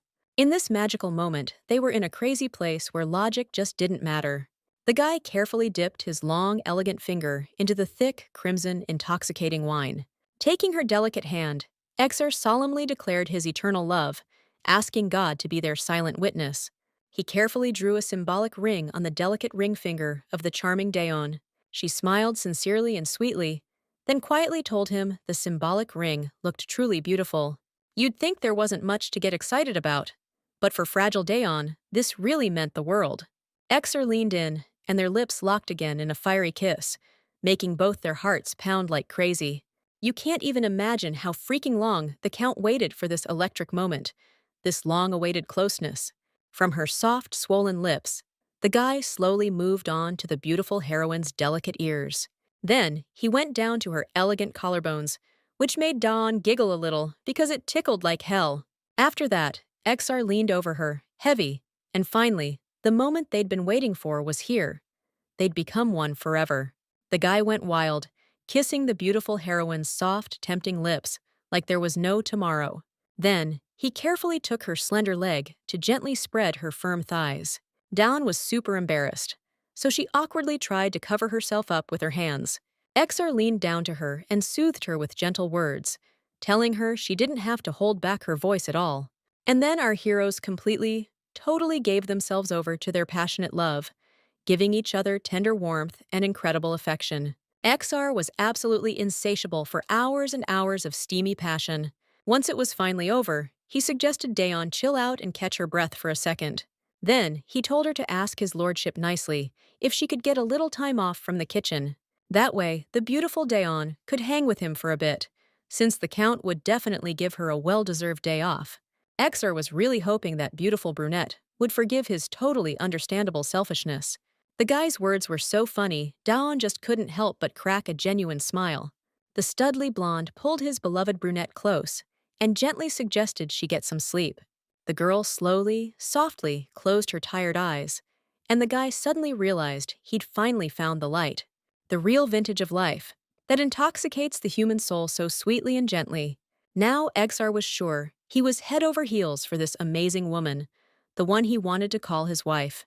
A few hours later, Deon woke up and slowly, carefully sat up, covering her naked body with a soft blanket. He grabbed her delicate hand, quick and firm, and demanded to know where she was rushing off to. Surprised, she reminded him she was supposed to be working in the kitchen today, but Exar insisted she stay. Little did the Count know, the beautiful Deon was actually desperate to hit the bathroom. So, he begged her to stay with him until evening, promising to let her go first thing in the morning. She kept quiet, so Exar reached down and gently tickled her leg. Deon immediately stopped him, firmly telling him to cut it out with the touching. Exar asked for just a little touch, but she shot back that he'd already touched her enough. He calmly replied that while there was still daylight, he intended to explore every inch of her. Deon instantly wrapped herself tightly in the blanket, trying to stop the persistent Count's intentions. The blonde huffed, annoyed, and then laid his head right on his beloved's soft legs. The guy slowly raised his hands, and the girl immediately saw a clear shadow of his hand on the canopy, shaped like a bird. A soft, genuine smile suddenly bloomed on Deon's delicate lips. She smoothly extended her own hand and gracefully made a beautiful swan. As soon as it was truly bright outside, the young, lovely girl leisurely stepped out. Exar immediately approached her, pulling a huge, seriously heavy sled. Then, the man slowly reached out his strong hand and gently took Deon's hand. Like a true and courteous gentleman, he very gallantly helped the young girl get comfortably seated in the sled. After that, he stood behind it and quickly started pushing the sled hard to get it going. Once he built up enough speed, the Count very deftly, elegantly jumped right into the moving sled. Deon was ecstatic, and the man laughed, genuinely and heartily. But suddenly, out of nowhere, the sleigh hit this little bump and went flying. It flipped hard, sending our main characters tumbling headfirst right into the soft snow. Exar, totally freaked, asked his sweetheart if she was all right, if she was even in one piece. The girl popped out of the snow, and the blonde couldn't help but bust out laughing at the snow pile on her head and that dazed look. The guy compared her to a snowman standing in their winter garden, and Deon huffed, annoyed. She sneakily, skillfully, made a little snowball, and quick as lightning, shoved it right under his clothes. A sly, almost devilish grin instantly spread across Exar's face. Deon was super pleased with her cheeky move, totally clueless about what the man was planning. She was stunned when, in a heartbeat, he packed a huge snowball and hoisted it over his head. Exar then declared that he's a super merciful kind of guy, so he'd graciously count to 10 first. Collapsing to her knees, Deon just couldn't hold back her honest, peeling laughter. Exar was having a blast too, a real good time. The girl cried out that she totally surrendered, and the Count, being cool, decided to forgive her anyway. Suddenly, they heard someone's slow footsteps coming towards them. Guess Rob wants to take a sled ride with them, huh? It was freezing out, so Exar carefully offered Deon his hand and suggested they head back right away. Approaching the night, Rob quickly told his lord that Jeffrey was looking for him urgently. Turns out, Princess Anna is on her way here right now, and it's important. Exar asked, tired. So what, and what do they even want from him? Rob explained that the princess's carriage was already approaching Oris, and they'd be here in 3 or 4 hours. Deon knew she shouldn't be getting all worked up, since the master had to visit Princess Anna anyway. She refused his drink that fateful day, because she knew from the start that he was bound to find a girl who was his equal. Even knowing all that, the brunette still desperately wanted to spend just a little more time with the man she loved. The second Princess Anna laid eyes on Orunk, she thought it was a gloomy and disgusting place. No walks, no boat rides. She couldn't figure out what Exar saw in this dump. Anna is furious right now. She wouldn't have come to this filthy hole for anything if it wasn't for him. The princess was exactly 5 years old when she first met him in the lush, fragrant garden of the Grand Royal Palace. That's when she saw the boy with the beautiful eyes that shone like precious jewels instead of normal ones. Right then and there, the young Princess Anna declared, louder than she meant to, that she wanted eyes just like his. The lady-in-waiting told Her Highness the kid just lost his dad, so she asked her to be a little nicer to him. Young Anna immediately grilled him about his mom, and Exar sadly said she was gone, just like the girl's own mother. The boy instantly dropped to one knee in front of Her Highness and politely asked if she really wanted his eyes. She reached out her tiny hand towards his face, and Exar cryptically said he could give her something interesting in return. Then, this small, mysterious kid carefully held out his slender, still childlike hands. There, right in his palms, was a little living green frog out of freaking nowhere. Exar straight up told her that if the young princess dared to kiss this frog, she'd definitely find true happiness. In that super awkward and unexpected moment, the damn frog leaped and landed smack dab on Her Highness's terrified face. While scared, Anna screamed bloody murder. The blonde boy walked away, humming a simple but catchy tune to himself. Their next big run-in happened when the young princess turned 16, and he followed in his father's footsteps. Exar was still super young, but he'd already stepped up and totally nailed inheriting the title and all that land. Spotting the princess all grown up, the blonde guy joked, "No way! Is that really the famous frog princess?" Anna, all snooty and high and mighty, told him to get lost and keep moving. But to her total shock, he just straight up turned around and walked away, cool as you like. The princess yelled that if he touched her again, things would get ugly, but the guy calmly replied that they weren't kids anymore. Exar always had this special, mysterious charm about him that just drew everyone to him like crazy. Out of nowhere, and completely catching her off guard, the dude spun around and beelined it right for Anna. He politely asked for permission to braid Her Highness's long, beautiful hair. Soon, everything was finished, and the frog princess could take her time and really appreciate the Earl's son's killer work.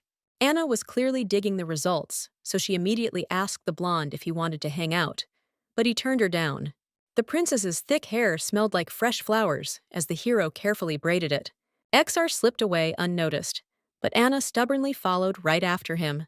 That's when she clearly saw the guy punch someone hard, right in the face with his fist. In that very moment of alarm, Anna knew right then that she wanted him, completely. If it hadn't been for Exar, she wouldn't be here now, in this totally unfamiliar place. Seeing the commoners crowded behind the grimy window, the princess instantly knew what that awful stink was. Looks like these people are seeing a real-life royal for the first time ever. A father with a little kid and a happy girl approached her expensive carriage, and the girl offered Her Highness some freshly picked flowers. Anna pinched her nose in disgust and immediately turned away with a huff. And then she instantly ordered her idiot servants to shut the carriage window immediately. The maids scrambled to obey, and Anna added, "That's exactly why they can't go flashing their faces at commoners." The servant instantly rang the little bell, and a knight outside reacted right away. The guy wasted no time scattering the poor crowd away from the princess's carriage and told them not to even think about looking at her. So, every single commoner dropped to their knees, bowing their heads to the ground in defeat. Anna smirked, totally pleased with herself, seeing that humiliating display. Even though he's a high-ranking noble, Exar's got this annoying habit of giving commoners way too much leeway. Anna was furious at first when he told her not to come, but considering the guy, it's not surprising. Despite everything he said, she was still dead set on staying put. She couldn't believe she'd actually end up somewhere like this. Not until that very moment. Her brother quietly told Anna that some new rival had appeared in Count Exar's territory. That's when she got all skeptical, asking if Exar would actually make her his official lady. Since her brother wasn't going to tell her anything, Anna decided to find out for herself who this woman was. Soon enough, the carriage finally pulled up, and the princess stepped out with all the grace she could muster. They hadn't even cleared the snow for her. It was like they were trying to humiliate her on purpose. Spotting a sloppy-looking snowman nearby, Princess Anna ordered them to get rid of that eyesore immediately. Exar was nowhere to be seen, like he didn't even notice Her Highness had arrived. Only servants were there to greet her, and she found that insulting. Not even any valiant knights among them, which is totally unacceptable. Turning around, Anna noticed one of the maids had looked up, glancing towards the destroyed snowman. Then, that girl obediently lowered her head again. But by then it was already way too late. This woman had really piqued Anna's interest, so she sauntered over. The princess didn't even have to say anything, and the knight already handed her a long whip. Anna snatched it and swung it with a vengeance. And the next thing you know, she lashed out at the insolent brat. A smug, gloating smile crept across Her Highness's lips. Deon didn't react at all. Her face remained a total stone mask, completely emotionless. Anna absolutely hated that this woman hadn't made a single sound, so she immediately decided to whip her again with that long lash. Except this time, her raised arm was suddenly stopped dead. "What in the hell do you think you're doing?" Anna snapped at the knight, Exar. She angrily told him to let go of her hand, and the princess's soldiers immediately went for their sword hilts. They all pointed their sharp weapons right at Rob, looking ready to strike. Deon, in a quiet, almost whispering voice, begged Rob to let go of her highness's hand. The guy complied, and the princess instantly called him a boor, who clearly had no idea who he was dealing with. Rob casually replied that she was just some broad who rolled up in a carriage and was now yelling in the middle of a filthy street. Anna venomously told Rob that she'd remember his name and promised he'd get what was coming to him. But Rob didn't give a damn. He just stood his ground, totally unfazed. That's exactly why Anna hated leaving the city. It was full of ignorant savages and barbarians. Stepping inside the old castle, the princess immediately noticed that it was incredibly filthy here too. The princess immediately ordered her personal maid to bring her a clean new glove. Getting what she wanted, Anna majestically approached the castle worker, and then, with all her might, smacked her right across the face with that glove. Finally, Exar saw fit to show up and greet her. The guy asked his loyal assistant if they really had such an uninvited guest. Anna grandly extended her hand. Even if Exar forgot etiquette in this backwater, he still knows how to greet a princess. The blonde only gave a slight, barely noticeable bow, showing no proper respect. The princess frowned deeply at the thought that Exar didn't even want to kiss her hand. The man straightened up and immediately reminded Her Highness that he'd already asked her not to come. She can read, right? So the guy started to think maybe the letter just didn't get through. Anna said she saw everything. She just decided to ignore it so it wouldn't ruin her mood. Turns out, the princess is here on the king's orders, and he's a real stickler for the rules with his people. He wants to see the famous slave girl in person, the one everyone's been gossiping about, from nobles to commoners. Apparently, her name's Deon, and she really does grab everyone's attention with her unique charm. Anna walked up to her man, touched him gently, and asked if she was right to feel all these emotions. But Exar coldly ordered her to take her hands off him, like her touch was repulsive and alien to him. Princess Anna started yelling, totally confused why her lover was reacting so harshly to her concern. The guy told her his woman was here, and he didn't want her seeing another woman touching him. Anna snapped back, saying she never thought he'd say something like that. She always thought he was a decent guy. She didn't get what changed since they last met, especially since she ignored him for a reason. The princess wasn't having it. A slave? No way she could be family, let alone his wife, not by the law. Jeffer stepped up and told the princess she was totally right about what she was seeing. Except, why's your highness so sure she's a slave? You could be jumping to conclusions here. Exar reminded her he already told her not to come. Anna asked if he honestly thought she'd just listen and leave without getting an explanation or talking things through. She was so over polite high society dudes. She digs guys who are hard to control, who don't play by the rules. Jeffer told his master that Deon was outside, ready to come in and meet the princess and Exar. She figured it'd be right for her to greet the princess and show some respect for her highness. Anna realized that girl was the slave everyone was talking about, but she hadn't seen the girl Exar was in love with, and that was making her both anxious and jealous as hell. Exar told them to bring her in, and the look on his face made it clear he'd met her before, somehow. A couple minutes later, Deon walked into the castle. Exar's eyes went wide with surprise and shock when he saw his old acquaintance and the shape she was in. Then, a flash of rage sparked in his eyes when he saw the bruises on her face and knew what caused them. Deon's face had a nasty mark, clearly from a recent hit, and it was making him furious. The guy walked up to her and gently touched her face. Trying to hold back his anger, Exar asked her sternly who did this to her and why she didn't tell him the truth right away. Deon said she just fell in the kitchen, but he demanded she tell him the truth, no lies or cover-ups. The brunette lied, saying she just face-planted and hit the floor, trying to hide what really happened. This slave knew her place all right, but the princess still casually called her an idiot, showing zero respect. Of course, Exar overheard that and immediately put two and two together. He slowly turned around, scanning the room for whoever dared to hurt his girl. Then, he headed straight for a knight's armor, planning to grab a sword to protect her from any threats.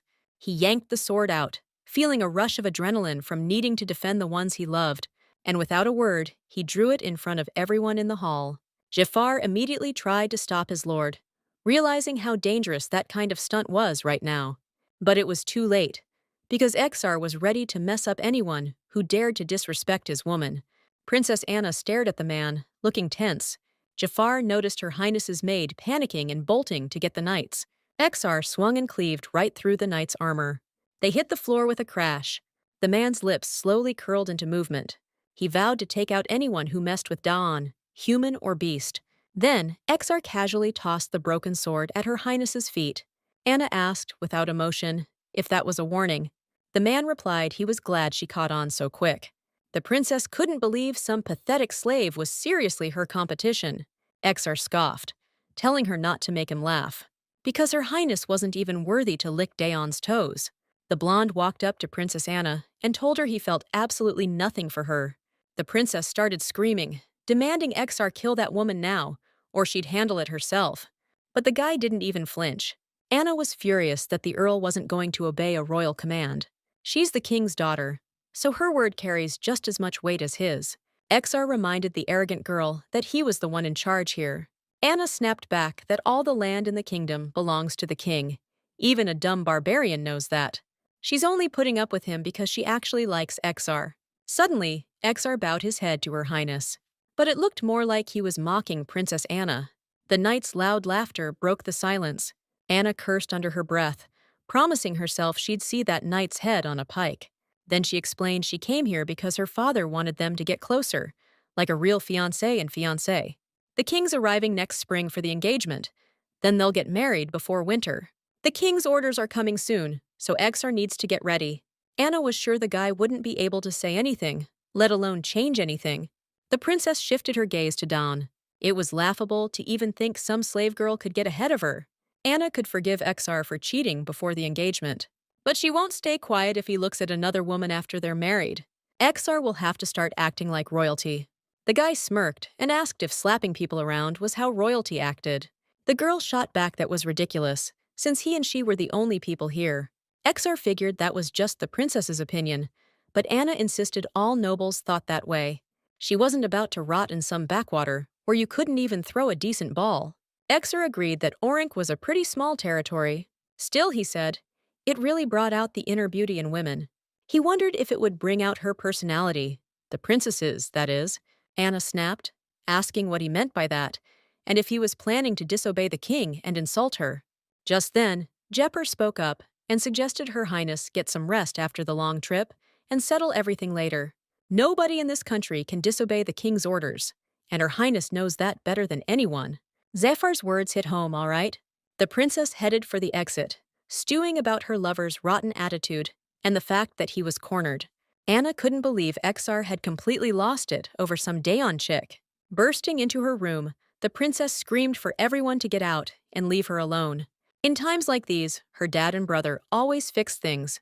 But now she couldn't figure out why everything had gone sideways. Up until now, she'd always gotten exactly what she wanted. But that damn Exar had to go and screw it all up. The princess decided to step out onto the terrace and get some air. That's when she spotted Deon carrying a bucket of water. Anna wondered what Exar saw in a girl who wasn't even royalty. It pissed her off that he saw something good in this Deon chick. The princess noticed Exar heading over to the slave girl. The blonde asked Deon if they could step aside and talk for a second, just the two of them. Exar got closer and asked his girl why she lied about just falling. He knew Anna was behind it, so he told Deon not to hide anything from him if it happened again. The brunette started to object, but Exar grabbed her and told her to listen. If Deon kept hiding when she got beat up, he didn't know what Princess Anna might pull next. She shot back that everyone has their place, and they need to know it, which made Exar scowl. Then, Deon added that it was long past time for them to go back to their own worlds. This can't go on forever. This count was born into power, raised to rule the world, while Deon's just a slave who got lucky surviving poverty. If his lordship rejects the princess now, he'll be beefing with the royals for life. Exar grabbed Deon's arm, yanked her close, and yelled at her to never talk like that in front of him again. The girl, smiling softly, confessed she loved him and would cherish these days in her memory. But Exar didn't want to just live on in her memories. Out of nowhere, Deon asked what she, in her position, could even do. Hearing those words, Exar couldn't hold back his rage. He suddenly pulled his beloved in close by the waist, and then he locked his lips onto hers in a demanding kiss. The bucket Deon brought to fetch water went flying down the well. Pulling away from his girl's lips, the man hugged her tight and confessed he was starting to get scared. He was getting worried that the girl had zero feelings. All she could do was just exist. Exar knew the kind of future an aristocrat in his situation was looking at. He'd definitely get hanged or his head chopped off. But he ain't the type to abandon ship just because he's afraid of a storm. Back in his office, Exar pulled out a map and spread it across the table. To protect his home, which was on the verge of ruin, the Earl pretended he wasn't interested in politics at all. Slowly but surely, Exar was gaining power. In this country, the aristocrats have the real power, not the royal family. If we get rid of the greedy and stupid nobles, this country might still be saved. There was a reason Exar was building his strength, hiding it from everyone, and a rank surrendered without a fight, so there were no losses. If we're gonna act, it has to be now. Did we get those troops moved from the occupied territories yet? The Count wants to know. Zephyr says the siege weapons are dismantled and relocated. Cavalry's awaiting orders, boss. Exar's saying we hit 'em all at once. If we screw up, we lose, but we gotta risk it. Sir, the secretary's saying we got a problem.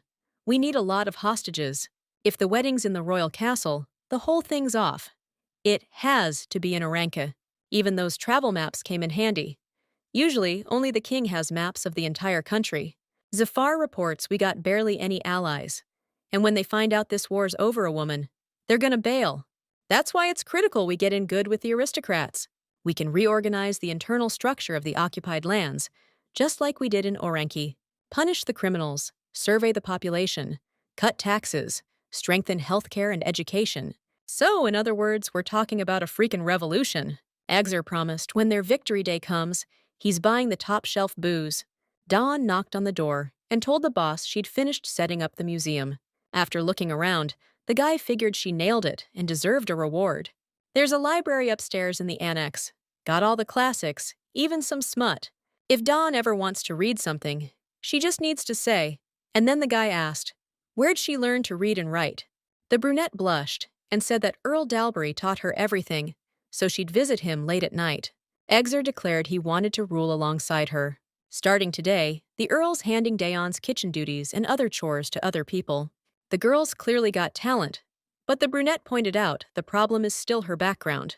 Exar asked, annoyed, if she was seriously trying to pick a fight right now. The young woman froze the second her man announced he'd decided to get engaged. The blonde guy clenched his fist, silently begging his girl to stop him from going through with this crazy idea. He didn't want Deon to shut him out again, so he gently touched her face. And then he pulled her close and kissed her, tenderly but firmly. Pulling back, the man softly asked his girl to only call him by his name from now on. He leaned in close and offered his ear. Deon leaned in and said his name. It sounded pretty damn sexy. The man sat on the couch, held out his hand, and asked Deon to come to him, because he'd spend the day with her as a reward. Without a second thought, Deon sat down next to him. Exar just planted one on her, knocked her onto the bed, and hooked a leg around her. Princess Anna soon found out her darling was shacking up with that annoying broad. And she wasn't about to stand for it. Nobody in this whole country dared cross her. The princess always got what she wanted. Even the king bent to her will. But for some reason, Exar always pushed back. A servant girl came in and announced that the haberdasher was here to see her highness. By the entrance, Anna spotted a woman trembling with fear. The princess gave the go-ahead to let her in. The woman spread out all her jewelry for her highness to get a good look. Anna noticed there were a ton of cool little things here. After the princess checked everything out real good, when nobody was looking, this woman slipped her a secret letter. Viscount Zergok ordered it to be delivered. The next morning, Count Exar was chillin' on the steps, carving a Pegasus out of wood. Anna walked up and told him he'd really hit rock bottom if he was doing stuff commoners usually do. Exar calmly told the young noblewoman it was his hobby, and the princess demanded he give her the carving. But the guy said he made the Pegasus special for the girl he loved. So the statue already had an owner. Of course, those words really pissed off Princess Anna and wounded her pride again. Exar stood up and said his girl felt the same way about him. But he was still down to marry the princess. A smug grin spread across Anna's face when she heard that. She touched the man's shoulder and replied, "The most important thing is that she loves him." But Exar roughly shrugged the princess's hand off and said he couldn't give a damn about that. He just wanted to warn her, even after the wedding, He wasn't planning on treating her like his wife. Roughly yanking Anna by the arm, Exar snapped, "Don't you dare lay a finger on my woman! This is your first and only warning." Anger flashed across Anna's face, but she knew damn well she couldn't say or do anything about it. Exar was about to leave, but the princess told him a royal guest was coming tonight, and he couldn't be rude. The count would find out exactly who was coming later. Deon was minding her own business when two of Princess Anna's maids approached her. They grabbed the girl roughly by the arms and told her the princess was summoning the slave. Right then, a knight reported to the earl that the princess's guest had arrived and was waiting at the gates. Exar froze as soon as he heard it was Viscount Zergok. Predicting his master's reaction, Jeffer exclaimed that they had to let the guest into the castle. Otherwise, the princess would send a letter to the royal palace, and if that happened, Prince Zach might come. They needed to keep Anna in Aranki until next spring, so Exar had to hold out for 3 months. They couldn't let Prince Zach find out about their plans. The blonde cursed under his breath, realizing he should have chopped Zergok's bastard head off from the start. He didn't want Deon to have those bad memories resurface. She still wasn't sleeping well at night. Was she really going to have to spend the rest of the spring under the same roof as the guy who turned her life into a nightmare? But if the Count wants Deon to be with him, he needs to make the right call. Exar sighed heavily and ordered that Deon be confined to her bedroom until winter's over, and only be with him during the day. They roughly plopped the brunette down in front of the princess, and Anna started in on how she'd always gotten everything she wanted in life. So now, she was just giving the slave a fair warning. Deon noticed His Highness pull out a needle. The maid slammed the slave's hand onto the table and gripped it tight so she couldn't pull away. Princess Anna began her little lesson.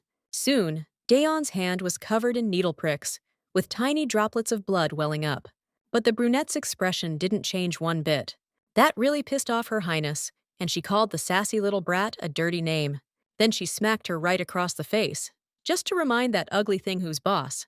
Anna remembered the Pegasus Exar gifted her, so she ordered Deon to bring it to her as soon as possible. But the brunette just stood her ground and said she wasn't gonna do it. For that kind of sass, the maids started wailing on the young girl. A little red pouch fell out of the slave's pocket, and it immediately caught Her Highness's eye. As soon as Anna picked it up, Deon got all freaked out and begged for her stuff back. The princess started getting suspicious when she saw it was just some dried herbs inside. There was definitely more to it, so Her Highness grabbed some scissors and cut the red bag open. A gorgeous gold ring with a ruby in the center instantly tumbled out, sparkling like crazy. Anna froze the second she realized that ring belonged to Exar's mother. Deon froze. Hearing that, totally clueless she even had something like that on her. Exar popped the question ages ago, putting his dead mom's ring in that rosemary sachet. A servant girl walked into the room. She told Her Highness that a guest had arrived. Anna smirked, all sly, and told the brunette to keep today's little incident on the down low, or the sachet was history. Otherwise, the princess threatened to burn the sachet and toss the ring in the moat.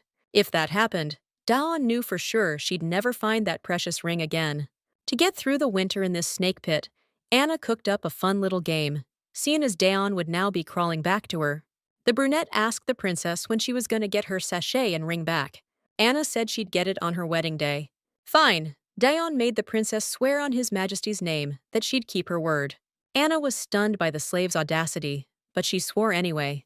Heading back to her room, Deon overheard 2 voices, and one of them was Exar's. She froze when she recognized who the other voice belonged to. The Count was standing with Viscount Zergok, chatting about something. Deon leaned against the wall, wondering why her freaking nightmare was back in Orank. She couldn't figure out when all this would end, or if this pain and suffering ever would. Just then, Exar walked up to her and asked why a pretty lady like her was hanging out here. The Count realized Deon now knew that Pig was here. He said he'd already ordered Jafar to get an extra long sleeping stick ready for that swine. Then, the guy scooped up his girl and said it was time to head back. It was raining, and they were soaked, so Exar suggested they warm up with a bath together. The Viscount was watching the whole thing from his room, looking out the window. Deon spotted him, and a flash of terror crossed her face.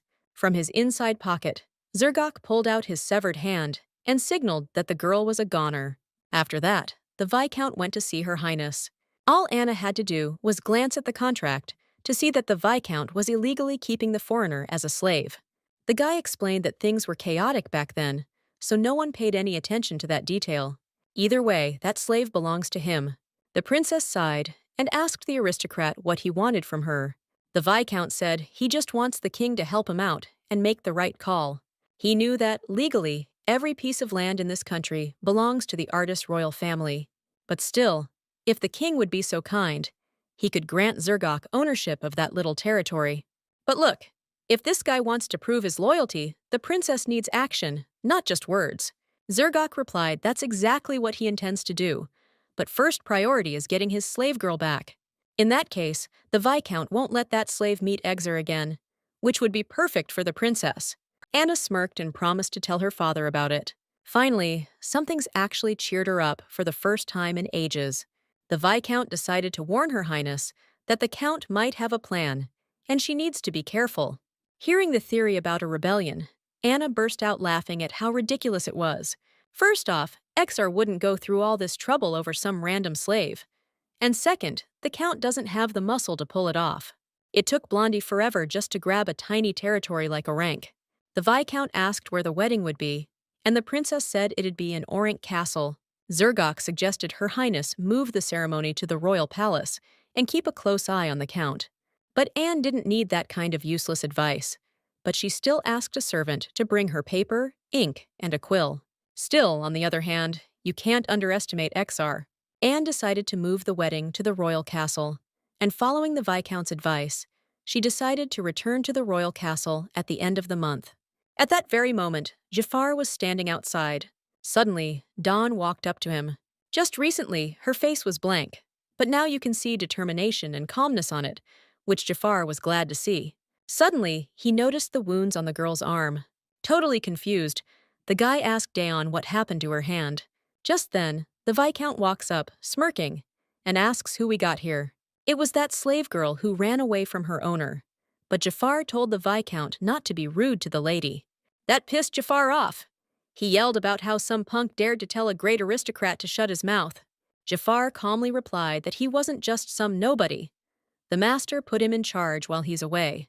The count's assistant apologized, saying he should have offered the guest some tasty food right away, like human meat. Dawn and Zergok froze when they heard that. Jafar tells the viscount not to worry. They can find someone better, since he prefers young girls. If the royal family finds out the viscount's secret, the king will never let him live.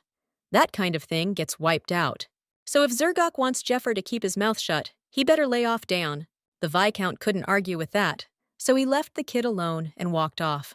Jafar knew damn well Lady Deon didn't want to talk about what happened when that creep had her captive. But what was even weirder, every day the girl told the Earl's assistant she'd been invited to tea and was heading to see the princess. Just in case, Jafar figured he should report this to the boss. Back at the castle early that morning, Exar's first move was to train with the knights. He took down the knight without even breaking a sweat. Just then, Jafar ran up to him and blurted out that they needed to talk, like now. The guy explained that Lady Deon had been going somewhere a lot lately. Exar's face turned grim, and he asked when this started happening. Jafar said he started getting suspicious like 2 days ago.